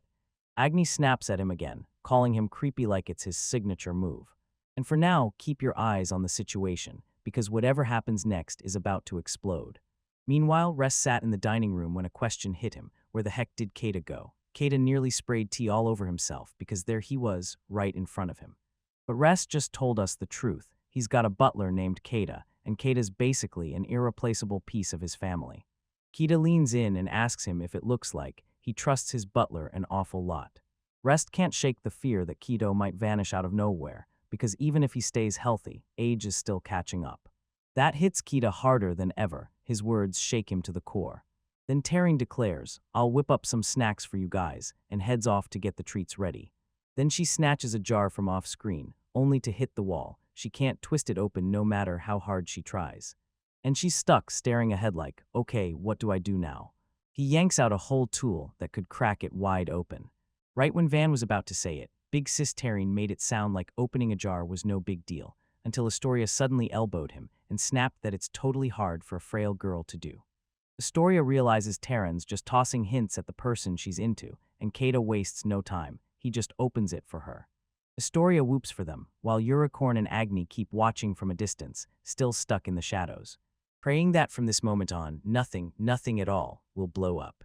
Right then she caught it. Kata's hand was slowly starting to return to normal. And his face snapped back to normal, almost like it never happened. It means his skill is fading fast, and if this keeps up, they're going to lose the chance to shield Taryn's heart. Rest finally catches his breath, then blurts that he's dying to know where Kita disappeared to right when the guests show up, because he's ready to punish him the moment he returns. Kita goes rigid at that, while Agni exhales in relief, thanking whatever gods their Lord Rest still can't see the truth, not even now. Agni fires off a question to the holy beast and Unicorn, so what do we do now?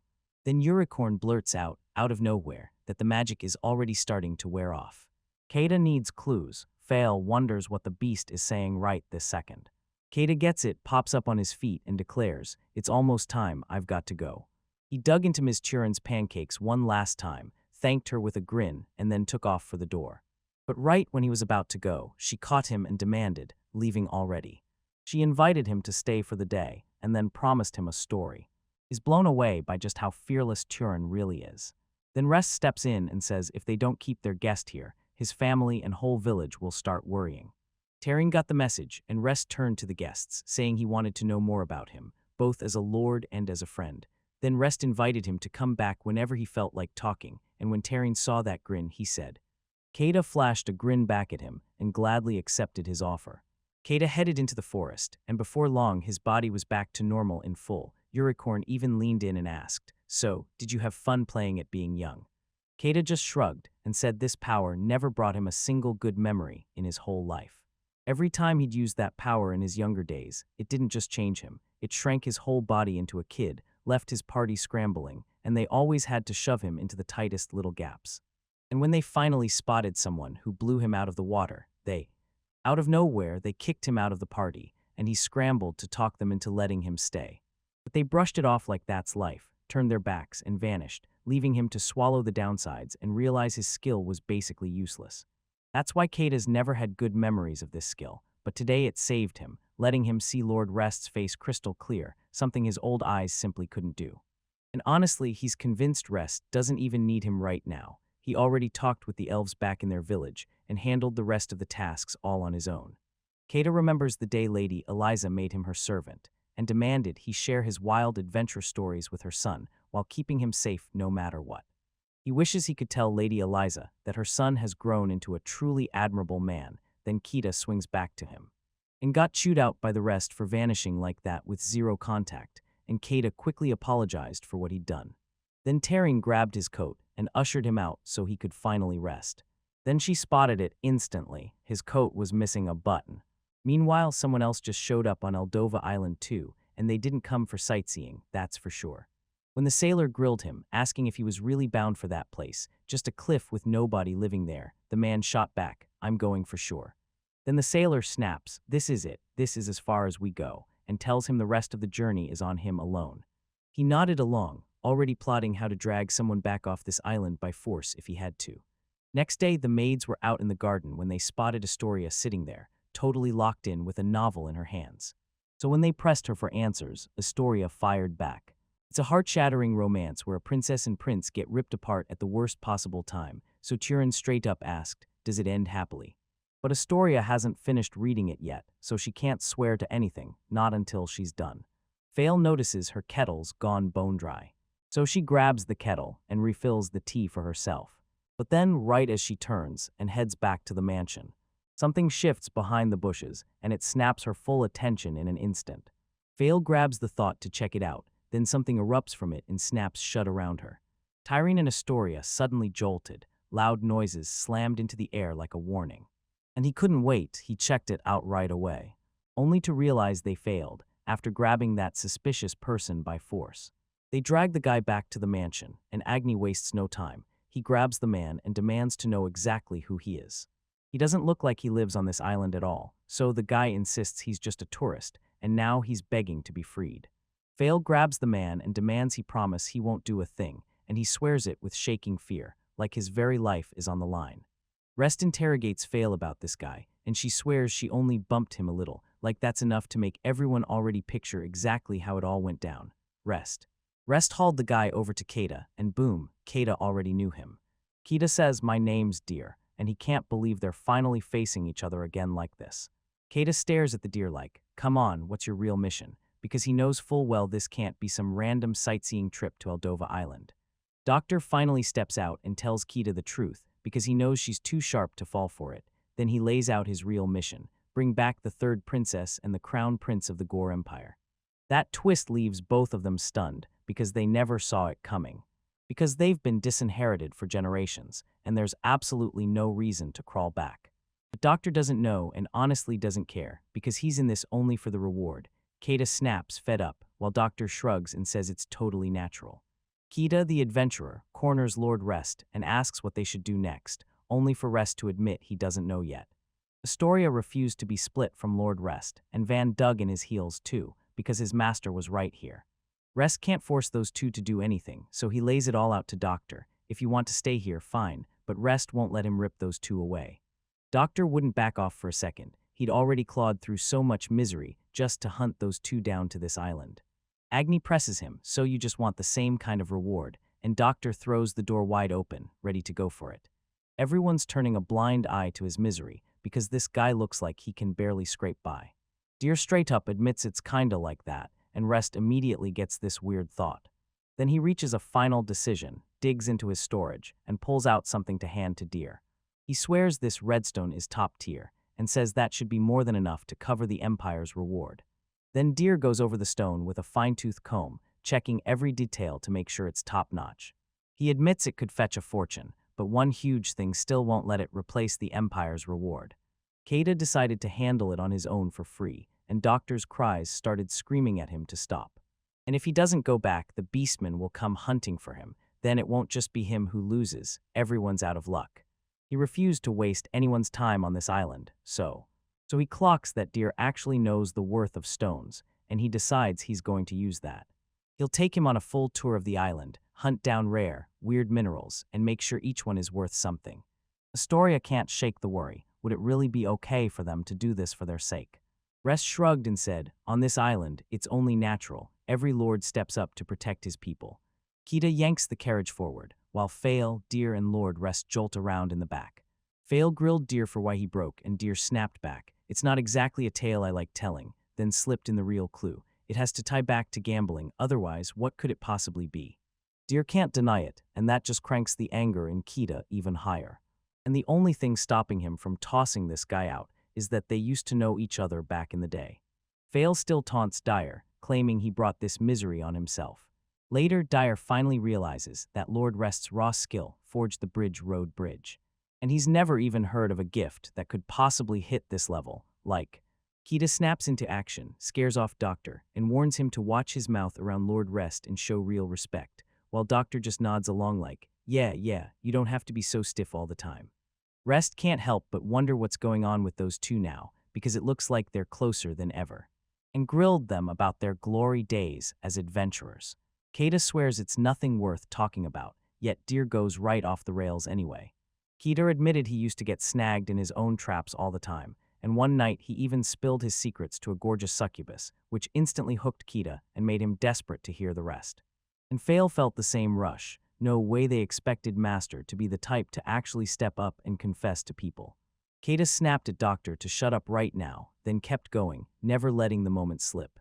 Pushing him up the steps the rest of the way, then later they headed to the springs to meet the Holy Beast, where Rest blurts out, Unicorn S here. Unicorn snaps back in an irritated tone, daring anyone to intrude on his resting place, until he spots a stranger's face. He blurted a warning, leave right now, but Deer just stared, stunned that a horse could talk, and his mind immediately started racing with plans to turn that miracle into a fortune by showing it off. Unicorn clocked this guy as even ruder than Rest, because when Rest asked, are you really that impolite to me? He couldn't believe they were supposed to be friends. Unicorn nods like it's the truth, then orders him to get out, right now. But Rest is still here, and that's exactly why the Holy Beast starts grilling him, asking why he came to this place. Rest said that when he was mining around here earlier, he struck rare stones, so he's itching to dig up more, because the guy behind him is broke. The Unicorn straight up refuses, because this is his holy, unshakable resting place. Rest leans in and asks if he can reconsider for anything at all. Unicorn demanded that Rest either build him a fresh nest in Elf Village, or expect him to think it over. Rest presses Unicorn, why don't you just ask the elves yourself? The elders already worship you, but Unicorn refuses, determined to keep his dignity as the Holy Beast. Right then they hear rocks clattering deeper inside the cave, like something about to move. And when Rest grills him about it, Unicorn shrugs and admits he has no clue. yet this awful racket keeps stealing his sleep night after night. Rest finally gets why Unicorn was in such a foul mood, but Unicorn snaps back that his vibe is completely ruined, and the only reason is Rest. They both heard the exact same sound, like something was digging and scraping from right on the inside.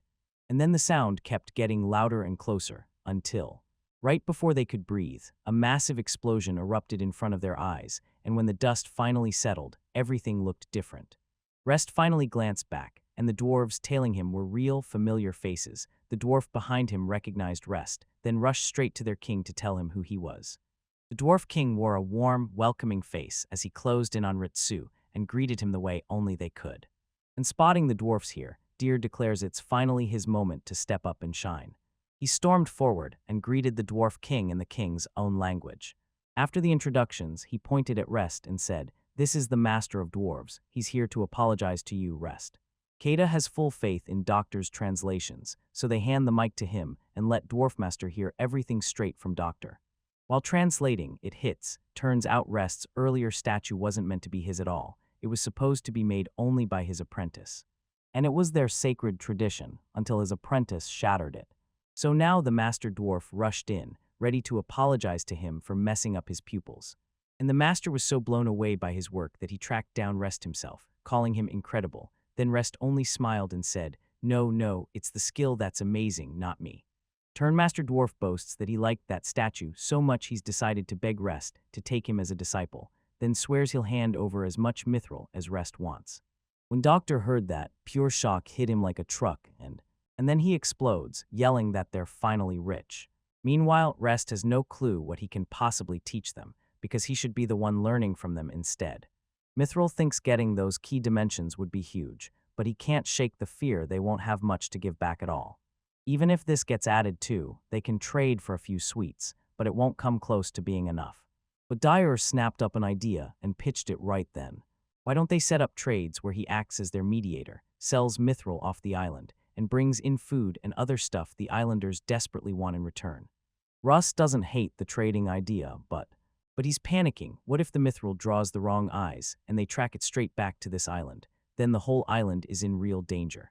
But Doctor swears his trade routes are sealed tight. No one will ever sniff them out, so Kata pushes for answers. Doctor. So when Gore Empire came knocking and asked him to back off, he went ahead and agreed anyway. And he's convinced this is the best move for everyone here. Rest nods along, agreeing with him. And he asks, can you handle trades? Because that could be a total game changer. He's buzzing about teaming up with the dwarves next, and he tells them, come to me anytime. If there's anything else you need to ask, I'm here. Unicorn can't believe it. This world is getting weirder by the minute, because even those Rests are now strutting around like they've got a lord's crown.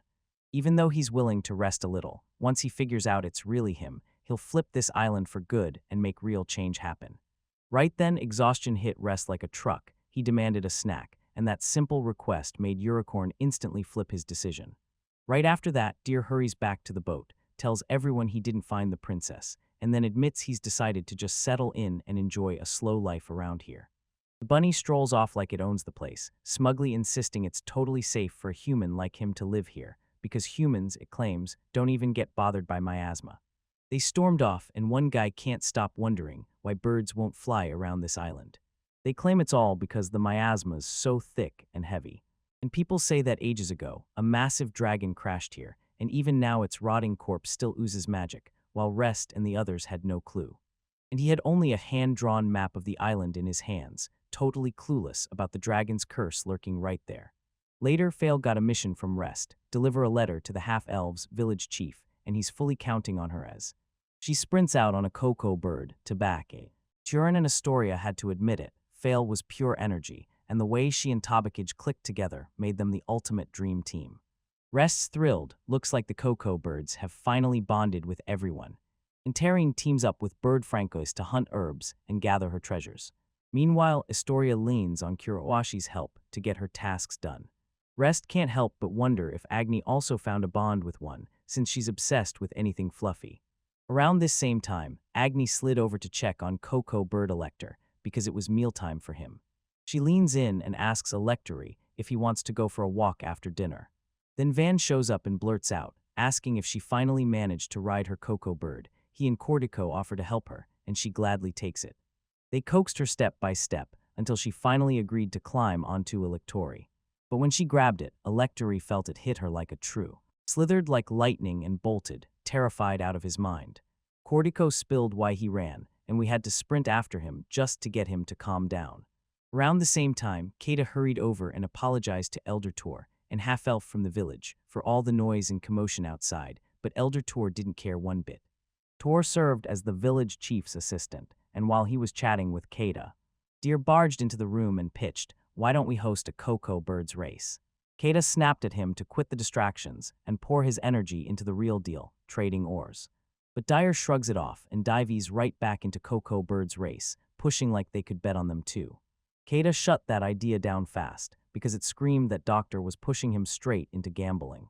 But Rest, freshly arrived, actually loves the idea, and Kata practically lunges to Lord Rest like, "Are you serious?" Still, Rest sweeps him back with a grin, promising it'll be a blast and that it'll crank the festival up with way more energy. Deer states this'll also be a great workout for the cocoa birds. Later, they blasted the news to everyone. Coco was calling the whole race. But Agni was still on edge because she hadn't climbed onto her cocoa bird yet, and she was dying to ride him. Then Van poured courage into her, and she finally believed, "I can do this, it'll be fine." Agni feels her spirits lift, then she dives straight into her special training under Cortico. And Van, then one day, right when she was about to crumple to the ground, Astoria snapped to attention and caught her on the spot, warning that if she slipped even once, she'd grab her before she hit the ground. They kept pushing her to practice every single day because the race was still far away. Rest leaned into it, and every morning, no exceptions, her special training kept hammering forward. Now Rest once again shuts out the world and remembers every resident of Eldova Island, and realizes that no matter how different their cultures and customs are, the races now share their home in peace, no squabbles at all, while the Master Dwarf and the village chief kicked back and enjoyed life under their lord. While Rest kept pushing updates day after day for the racetrack, the course got finished before the festival even kicked off. And the whole island flocked in to soak it all in. Rest and Deer were grinning because the weather was perfect for the race, and Rest quickly leans over to ask Keto what he thinks now, because everyone's acting happy for once. Keto can't deny it, everything was finally going her way, and for once nothing felt wrong. The racers were falling apart, backed by Van and Terine with Sapo, until everything went sideways. Backed by Doctor and Astoria, with Rest powering the whole thing. With Rest on her side, she beamed with pure joy, and she could already taste how sweet it would feel when he finally congratulates her for winning. She's spiraling into it already, and it's like she's losing herself before she even realizes it. And the final contestant, Ani, raised her bird Electory and took her time, slow and steady. Agni checks in with Rest, and Rest assures her she's totally fine. And he tells her not to push herself out there, so she asks him to keep his eyes on her and watch her closely. With everyone geared up and ready, the announcer and the village chief fired off the rules, guess the right winner, and you'll score a whole year's worth of fruits and vegetables. And to top it all off, they get a ticket that lets them trade in any wish with Lord Rest, just for crafting. Now he demanded they turn, in a paper listing the racers they believed would come out on top. Cortico leans into his father and asks if he's excited too, then his father smiles and gives a clear, enthusiastic yes. As soon as everyone turns in their submissions, the crowd hangs in tense silence for the signal. Then the moment the race kicks off, they launch forward and dash like lightning.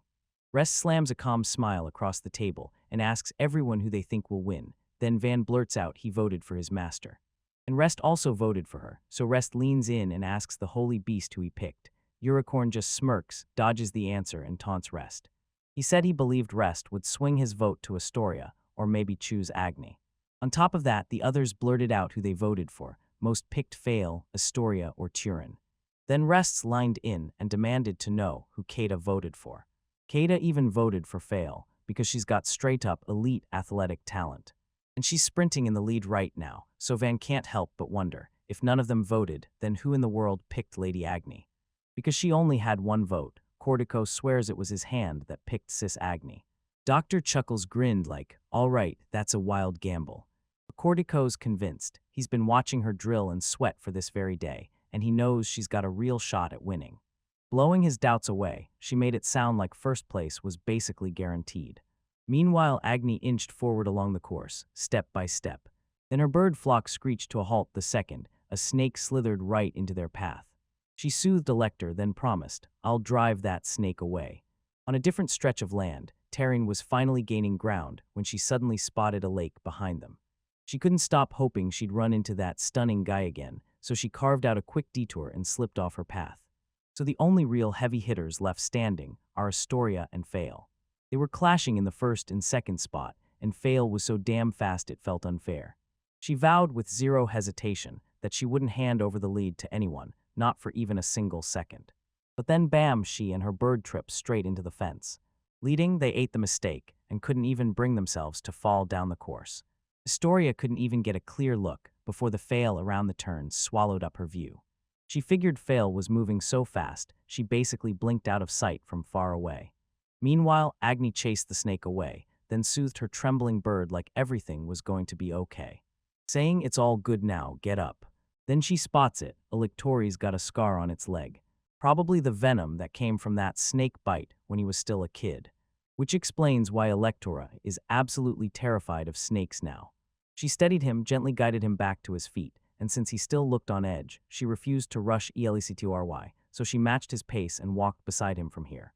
Agni suddenly remembers when she was just a kid and freshly became Lady Eliza's servant. She didn't mind how slow Agni was at first, and she kept lifting her spirits with non-stop encouragement. And that's when Agni realizes Electory feels eerily like her, so she decides to nudge him forward, step by step, pulling him out of his fears just like she. And she did, like the finish line was right there, and someone else was suddenly sprinting toward it. And when Rest finally saw it was actually Astoria, he swept her back in with a warm smile, cheering that she was almost at the goal, only for her to spiral into a blushing mess. And ended up yanking the reins way too hard, leaving the poor little bird bolted, then darted off in a whole new direction. Lord Rest didn't even mean to, but he still tripped up poor Astoria's shot at her chance. After what felt like forever, Agni finally came into view, and she was strolling along like her bird was keeping pace with her. She stayed totally clueless until Cortico swung in and congratulated her for snatching first place, while Agni was sure she'd finish dead last. And now, even if she pulled off the win, it felt like everyone else went strangely silent. They'd probably wagered on the other guys, and it stung, especially because they'd picked wrong, even down to that holy beast, and everyone could feel that bitter taste of defeat. Everyone got passed over, except Cortico, the one true winner, who walked away with a full year of food and a fancy gift certificate. He thanked Agni for snagging first place, and Agni, shocked it ended this way, burst into a happy blush she couldn't hide. Then she pushed Cortico to go ask Electory what he truly wants, because honestly, Electory's the real MVP here. Next time, every loser in the room only bet on cocoa birds, and Rest cooked up a wild, complicated course for them, while Kada, the only one who didn't trust the vibe, was stuck freaking out about where his disciple and Taryn had disappeared to. And just like that, the island day finally slammed shut, and darkness rolled in. The very next day, the story rips away to the house of Dane. The knights were already geared up to leave, marching out under their lord. Right then, someone lunges in and orders the Duke to hold up. He promised he'd go instead, because they couldn't risk Lord Varga's life. But Vargas, bigger and bolder than ever, refuses to give up this shot, so he storms straight to Eldova Island in person, determined to fix what his parents' mistake kept him from stopping before. Now he's the head of the family, and that power is all in his hands. Family's in the mix too, and Professor Cannon is gearing up to follow him right along, while Vargas is desperate to reach Rest ASAP, because that island Rest is stuck on has something he can't ignore. Meanwhile, Van rushes back home at the last second, right before dinner, prepared by Taryn and Agni. And every single meal tasted richer and more mind-blowing than anything before. Agni told everyone the veggies came straight from Tuar. And somehow Doctor made the trades happen, so they could finally score meat and trade for sweets too. I told them a story this time, because she's been baking so well lately. Agni spots the truth Rest, and those failures everyone talks about just aren't here yet, and even Van has no clue either. The last time he saw them was that afternoon, when they went off to bathe cocoa birds. When everyone finally storms in, hunting for them tearing. The queen spots Lord Rest sprawled out and failing to fall asleep on the grass. They look way more like siblings than master and servants. Taryn could practically feel the warmth in their faces, and it dragged her back to that awkward, distant vibe Fail had when she first served him. Kada and Agni still remember those days like it happened yesterday, while Van and Astoria. Victoria couldn't stand it, she needed the whole story. How in the world did those two even meet? Tareen leaned in and told them it happened 5 years ago. When Keta unveiled Fail to Lord Rest, she declared, "I'll be your new maid," then shrank into herself, tiny and painfully shy as she introduced herself. As the ordeal crumbled, Lord Rest stood there, letting the failure bite deep, like the end had already started to breathe. Acting like it was no big deal, even though he was about to become the next head of the family. Hida had to keep nagging him to act formal and stick to proper etiquette. Rest would straighten himself up and switch to formal words with her sometimes, while Fail barely said a thing. Rest, though, he could talk for hours.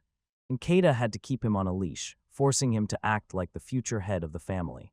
But once Kata cut in and cleared both of them, Rest threw away all the formalities and acted like he owned the place. Fail lined in and asked, "Do you need anything?" Rest took a breath, then asked her for some tea to kick things off, and she hurried to obey, pouring her heart into making it perfect for him. But the moment he took a sip, bitter regret hit him like a slap. Anxiety seized her the moment she apologized to him, and she was just about to pour him a fresh cup. But Rest didn't mind. If he could sneak in a little sugar now, it was a win. Later, he devoured an apple pie as a snack. Fail always had a thing for snacks, so the second she spotted that pie, her eyes went wide like she'd just hit the jackpot. Rest simply asked if she was hungry, but messing up couldn't risk disrespecting the Lord, so she clammed up and stayed silent. Rest clocked that she wanted it too, then stepped in and offered it to her. He shrugs it off, saying, "It's fine for now, there aren't any nagging humans in here," and he's clearly talking to Kata. But Fail still hesitated, because he was next in line as the family's head, so Rest cooked up a plan. And demanded the next head of the family sit down with him for a snack, daring her to disobey him. And when he said it in that grown-up, smooth voice, she couldn't help but burst out laughing. After that joke landed, everyone finally exhaled. Seeing her smile felt like the biggest relief of all. And he didn't hold back. He told her straight up that all that formal stuff never fit him, and he kept thinking he just wasn't meant to be the next head of the family, while Fail had no idea there were parts of him he'd never be good at.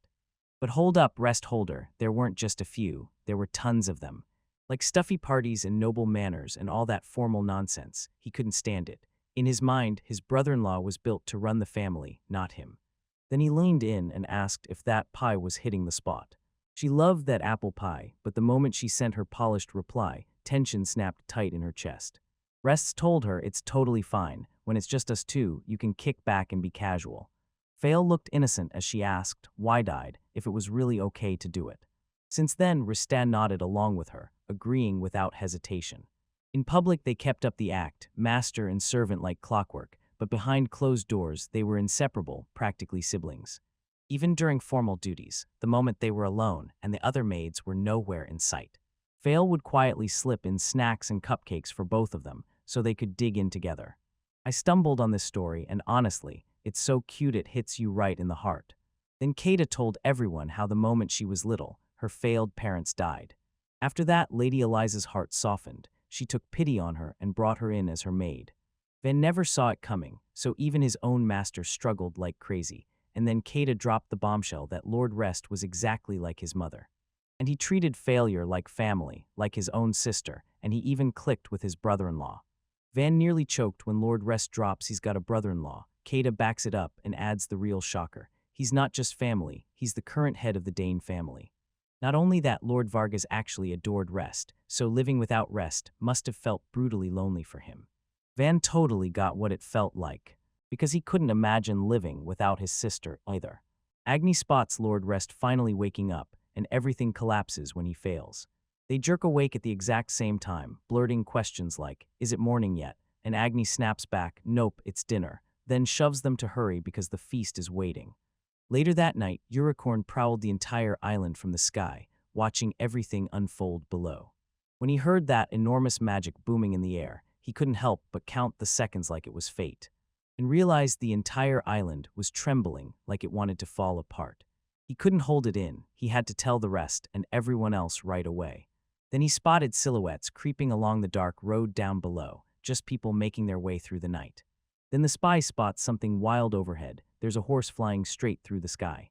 Unicorn is furious. He snaps that humans better watch their mouths, and as he says it, he's about to. He's not just a horse, he's a holy beast, the kind legends whisper about. After lingering at Rest's mansion for a while, he hears a furious knock at the door and immediately panics. Who in the world would show up at this hour? He swings the door open. Right there, Unicorn stares back and shuts the door with a gentle click, whispering a warm good night to him. When he finally clocks that Vargas was in the mix too, right alongside Unicorn, his world snaps into place.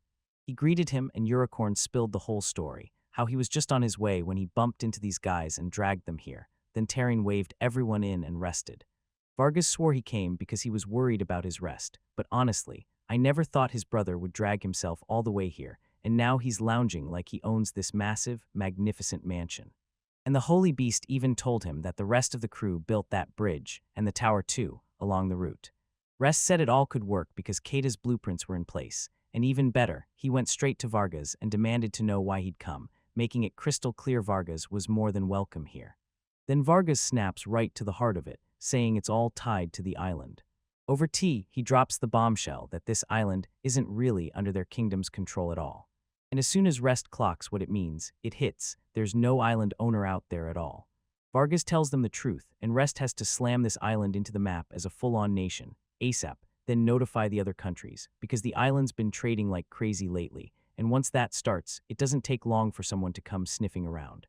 Vargas, seriously, thank you for telling him that. Then Kanan drops the bombshell. He tells her to take the whole load of nation building and its paperwork while he's out. Rest shot the teacher a grateful thank you, and Van had no idea that would catch him this off guard. Rest let it slip that, back in the academic days, she'd been his mentor, and now she's a total expert, both in law and archaeology. She stayed totally relaxed and told everyone to stop the formalities, just call her by her name, Canon. Unicorn behind is furious and disgusted because he can't stand seeing succubi anywhere near him. He made it crystal clear, he only had eyes for pure maidens that. Then Rest leaned in and asked Unicorn what he wanted to talk about, only for Unicorn to snap back that he can't stand Rest either, because Rest talks to him way too informally. Unicorn leans in and spills the unsettling anomalies crawling across this island, and Kata scrambles to remember what's so wrong about it. Unicorn snaps that the island is actually trembling like it's seconds away from collapsing. And just when everyone thinks it's impossible, it drops as a total shock on the rest. Unicorn says the island is choking on an overload of magic, and that has to be why the whole place is trembling and shaking. Someone has to stop this, because if magic goes out of control, it'll unleash even more miasma across the whole island. If the concentration climbs any higher, the elves are in real trouble. Miasma would overwhelm them, and the casualties would stack up fast. Kata says they should march to the village chief tomorrow, and Rest immediately starts mapping out the whole plan. Vargas finally watches his brother settle down after getting those real, face-to-face talks with Kata. He can't help but light up, seeing him doing better. For today they threw in the towel, and right as the lights dimmed, And then Rest went to Turin and demanded he lead everyone straight to their rooms. Meanwhile, Bargasson slipped out onto the terrace, stared up at the stars, and let that breathtaking view wash over him. Russ leans in and tells him this place is one of his absolute favorite spots on the whole island. Then, with curiosity burning, Vargas blurts that he was worried. Worried he'd sink into depression out in the middle of nowhere. I found out I was dead wrong. Don't worry, he's been living the happiest life because everyone stepped up for him. But Vargas, the worried brother, presses him again, demanding to know if he really means it. Rest reassures everyone once more. He's truly happy, and that grin instantly puts his mind at ease. But the crazy thing is, he doesn't look okay at all. And just like that, Vargas admits he can't exactly tell Rest to come back with a face that happy, so Rest asks if he's really here to haul him back, but Vargas shakes his head and denies it, even while he hesitates. Rest clocked the pause, then immediately apologized to his little brother, like he couldn't stand the thought of making him feel lonely. And Vargas can't really keep anything from him. He hates admitting it, but Rest knows his brother like nobody else. And then he spills that Vargas used to cry a lot back when he vanished for a bit one time, and Vargas immediately asks him, "Don't bring that up. It was a long time ago." They chuckle a little together, and Vargas leans in, asking him if he could just stay stuck on this island for a while. Now Rest was totally fine with it and told him, "Stay as long as you want." Vargas realizes, again, that he'll never be as cool as his brother. And they just soak in the stunning night sky for a little while. Then you're out like a light sleep. Next morning, Rister had to bolt early for Elf Village. On the road, a spy snapped "Stop resting" and caught everyone in the middle of it, asking him if his sister, Agni, was actually helping him at all. He leans on her for rest, and she always has his back, yet deep down, he still feels like he's the one dragging her into trouble. And just like that, it wipes the spy's worries clean off the map. And they keep moving in silence, pushing through the rest of the journey without a word, completely unaware that the elf village ahead was already a total disaster. Overnight, those massive, overgrown trees sprang up, and the elves were completely blindsided. Cordico turns to Father and blurts out what could have triggered all of this, but no one has a clue.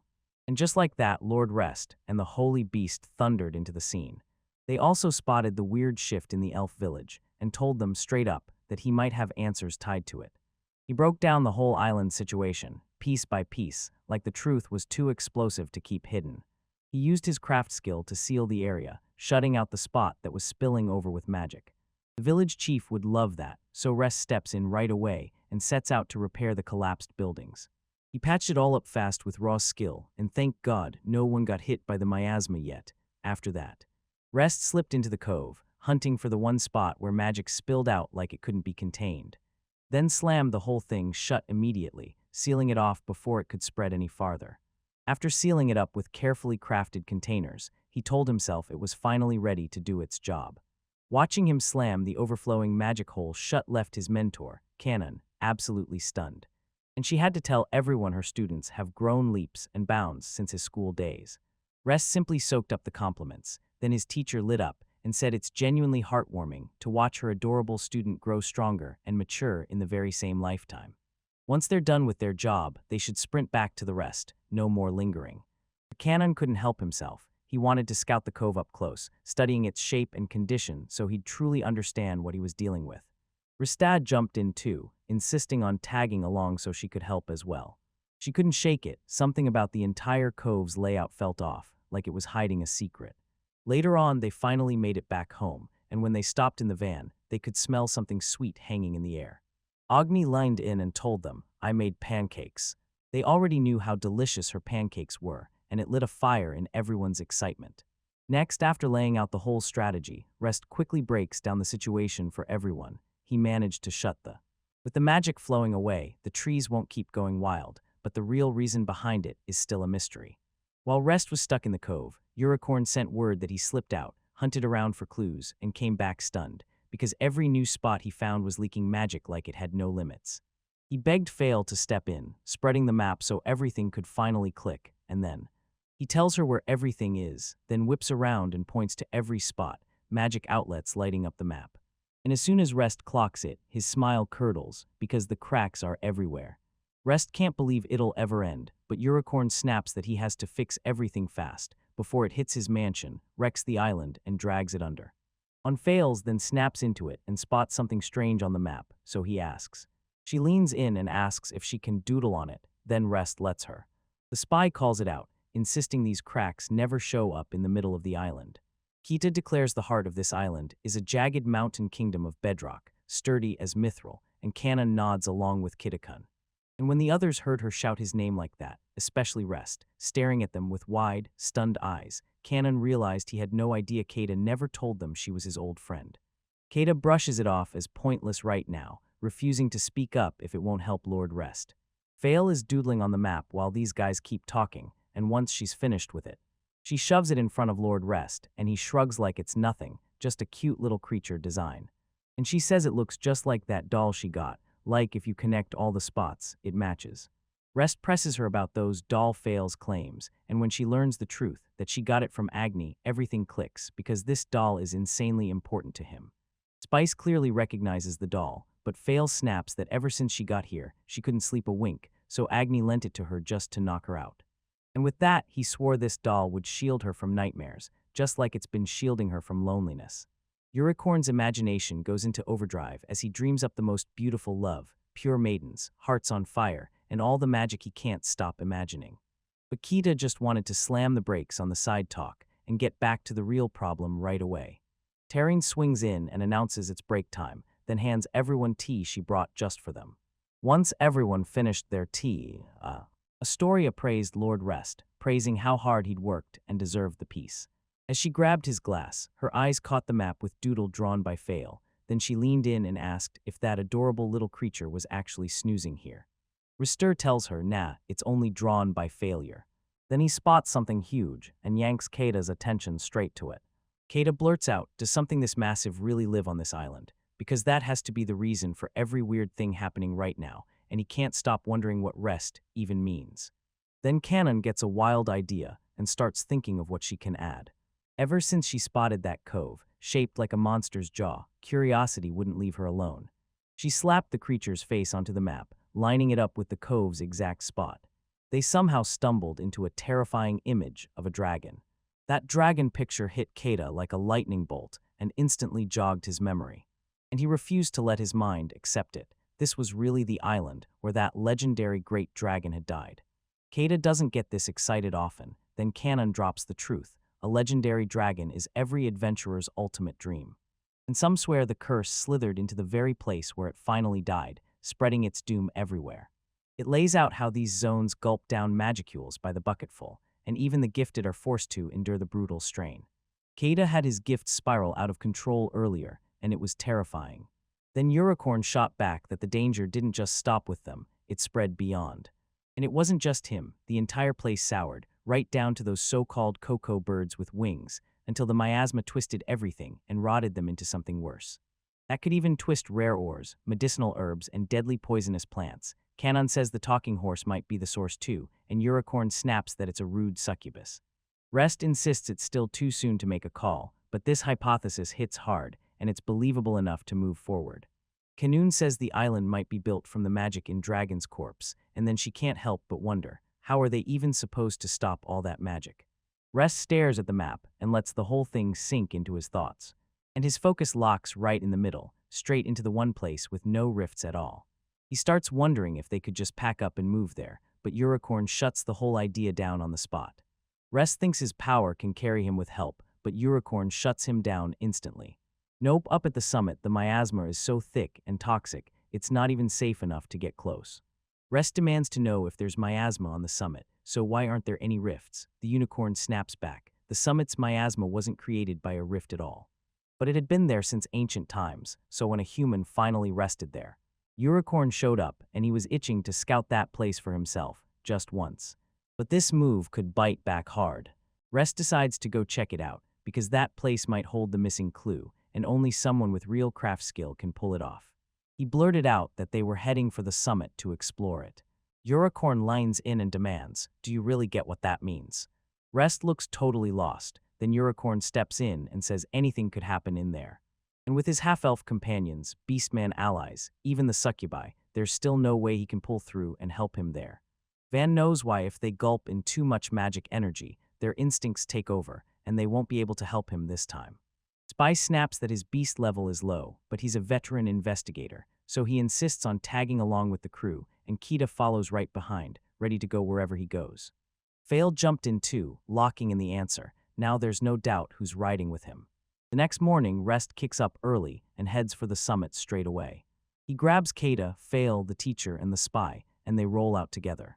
Then he blasts a spy call right out loud, calling for his sister Agni, and blurts out, "Hey, do you still have that stuffed animal I gave you?" She nods, then says she already lent it out, no going back now, and admits that plush little stuffed animals have rescued her from disaster countless times. It fills his chest with joy. He never imagined the day his awkward little sister would grow up into someone he can trust, and even start helping the younger maids. He still remembers when she'd chase him to every corner, back when she was a kid, not someone who's grown up now. She stared at her brother and prayed he'd make it safely on the road ahead. He storms out, dropping the message that her pancakes were absolutely incredible. After a while, the whole crew started charging up the mountain. And when Vargas was inches from the ground, Fail surged in and grabbed him at the last second, making sure he'd be okay. Rest teases his little brother, promising he'll keep an eye on Vargas for him, even as he tries to make him squirm. Spy S like, "Hey, should I carry you on my back?" And Lord Vargas shuts that down cold. He refuses any help. But the second he spots a snake, he blurts out in pure panic like a helpless baby, putting on a full-blown show just to thrill everyone watching. They scrambled to the very top of the peak, climbing higher and higher until they were right on the summit. Rest peered ahead and realized there was only a tiny strip of climbing left, and for the rest, he figured the magicules would be packed in way denser here. But now, this time it's the total opposite, and there's zero magic fuel anywhere. Unicorn knows deep down he never should have gotten this close, because it would have been impossible. Then he spots something ahead, tucked just around the mountain's edge. At first glance, everybody swore it was just a plain old rock. But Kita shot back that it was shaped like an egg. Don't you dare ignore the mystery. What kind of egg could it be? And don't even assume it's a tiny little animal. If it's alive, it sure doesn't look small. You're a corn, no way you could think you're a bird, because birds can't even reach this high up near the mountain peak in the first place. So I'm thinking it's got to be a dragon's egg, right? Kata can't stop thinking, what if that legendary dragon really came here to die? Yeah, that checks out, but I can't wrap my head around it. How in the world did that egg shrug off the demon miasma like it was nothing? Vargas spots something off and snaps, "Rest, take a look at my feet." Right there on the ground, a strange pattern is crawling to life, and tiny specks of light start spilling out of it. Rest can't help but think it's exactly that, some kind of pattern. So Unicorn tells him to ditch the sitting, because when he's flying, she looks at everything from above. Then she starts drawing the whole pattern as it unfolds. She agreed on the spot, sketched what she saw right there on the ground. Then once she finished, she finally let herself rest while everyone else leaned in and stared. And there was no mistaking it. This was a real magic circle. It's like something magical hit that egg, and now they can't stop asking, what on earth is it meant to do? Vargas is convinced this thing had to be the work of a dragon, so yeah, it's gotta be magic. Unicorn stared hard at the glowing light down on the ground, then it hit him. It wasn't just light at all, it was magic. Vargas challenged the holy beast to try hatching that egg with magic, and they couldn't honestly deny it might just work. So the legendary dragon must have been planning this, setting up a way to hatch the egg long after he was gone. But somehow the mana just stopped climbing the mountain, and with it, the egg never had a chance to hatch. And they're dropped alone on the very edge of the mountaintop. Unicorn loves it. His little brother is smarter than the older one, and that drives him wild. While they figure everything out, Fail can only pray the dragon egg finally hatches. She's chasing the chance to meet a dragon's child. Suddenly, their feet felt the ground lurch like an earthquake had struck. Kata leaned over from up high, and when he peered down, he realized their mansion was in serious danger, so they bolted home right away and rushed through every room, making sure everyone was okay. Agni told him everyone was safe, and they slipped into Coco Bird's hut just in time, because if they hadn't, things could have gotten deadly. Rest spots a sudden surge of magic, tearing through the air nearby. Then he whips around and checks on Van and Astoria, demanding to know if they're okay. Van immediately says they're fine, and everyone lets out a breath of relief. Because their royal blood lets them survive this level of magic. And even more than that, he lets it slip that the Master Dwarf showed up too, and stayed right here, waiting to meet Lord Rest. Dyer's translation explains it. Master Dwarf didn't come just to chat, he arrived with one mission, to tell Dyer what he dug up underground.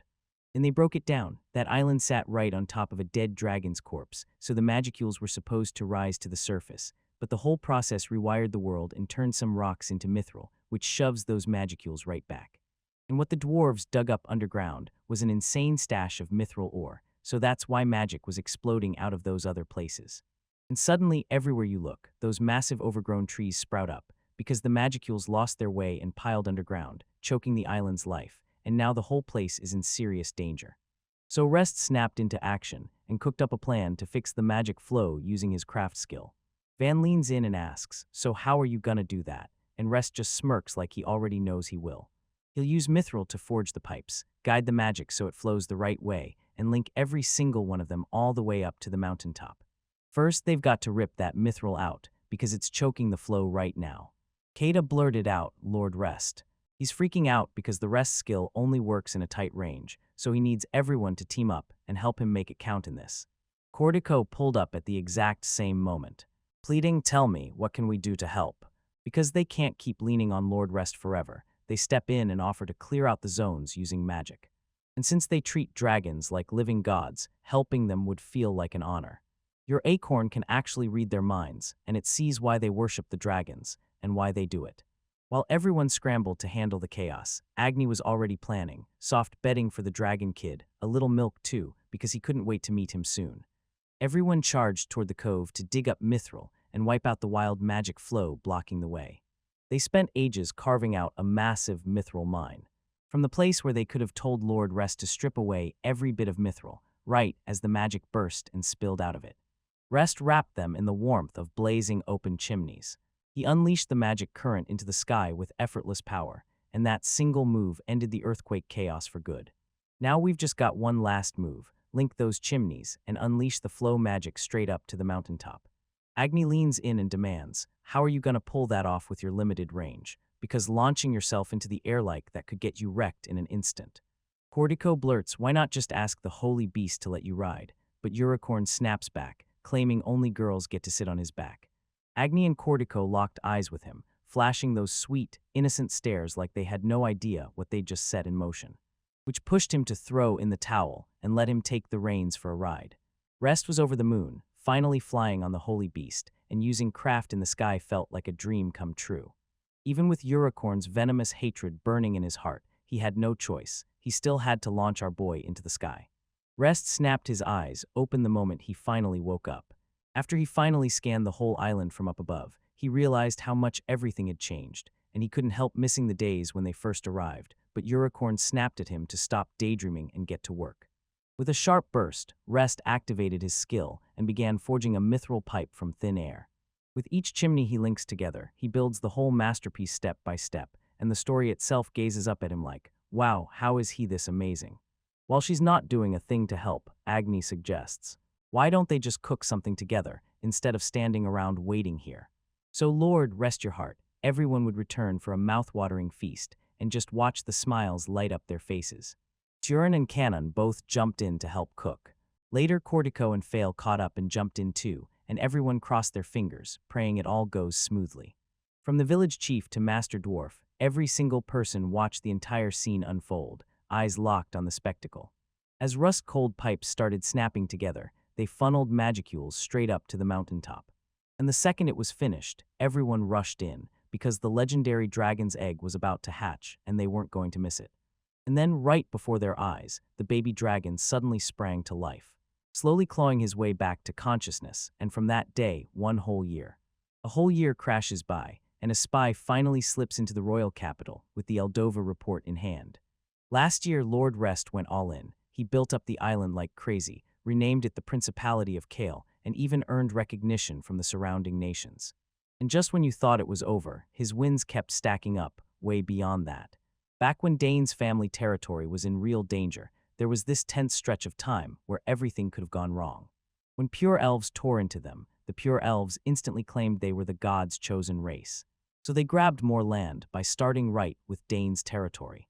Lord Vargas Dane plunged straight into danger during that time.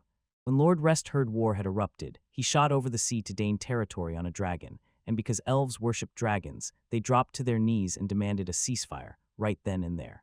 Meanwhile, in the Principality of Kale, people out there look genuinely happy, like life's finally treating them right. And Turin has kicked his old life to the curb, now he's the town's apothecary. Doctor has turned into a merchant, and his business keeps booming non-stop. Taryn was famous for her perfumes, crafted with help from elves and their growth magic, which made the herbs for each scent grow wild and perfect. Deer said her herbs are famous worldwide for doing miracles, so now they're flying off the shelves like hot cakes, just like those perfumes.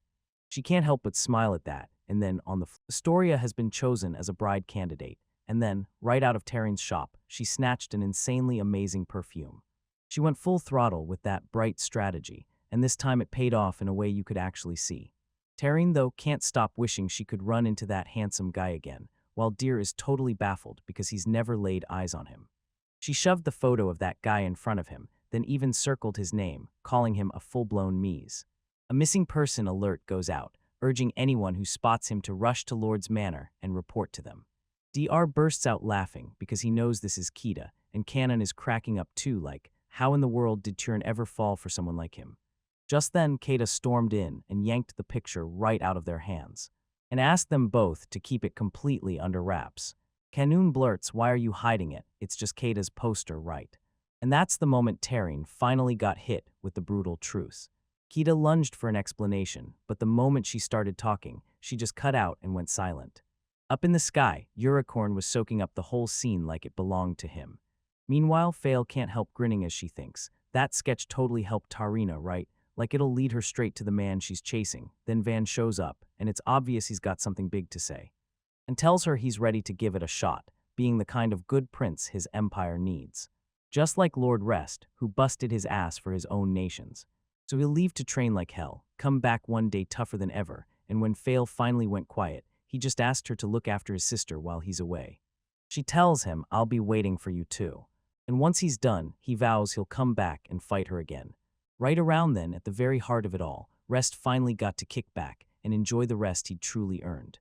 And for ages now, Agni keeps hunting him down. He yawns, turns to her, and says, this place on the island is his absolute favorite spot. Then he jumps in and asks how everyone else is doing. She tells him they're gearing up for the founding festival, because it's already been a full year since their island became a nation. Rest turns every moment into something vivid, loud, and unforgettable. They just keep sitting there, soaking in that bright blue sky and that warm sunlight, like time can't touch them, and he's thinking, please let these days never end. He finally had the freedom to sleep for as long as he wanted, enjoy himself without limits, and smile like he meant it every single moment. Agni cuts in and reminds him he still has to tackle those documents, the one job he'd kill to hand off to someone else. He told her we'll have to push this to tomorrow, because today he had to go fishing with Astoria. Agni already knows about his date with her, no denial, no hesitation. Right then, a stranger slips in beside them, blurting that he wants to survive on this island, but he's totally turned around and needs directions straight to Lord's manor. Rest sweeps the guy in, pours him some tea, and promises with a warm smile that he's got everything he needs to feel right at home. He beams and welcomes the stranger like he's the lord of Eldova Island.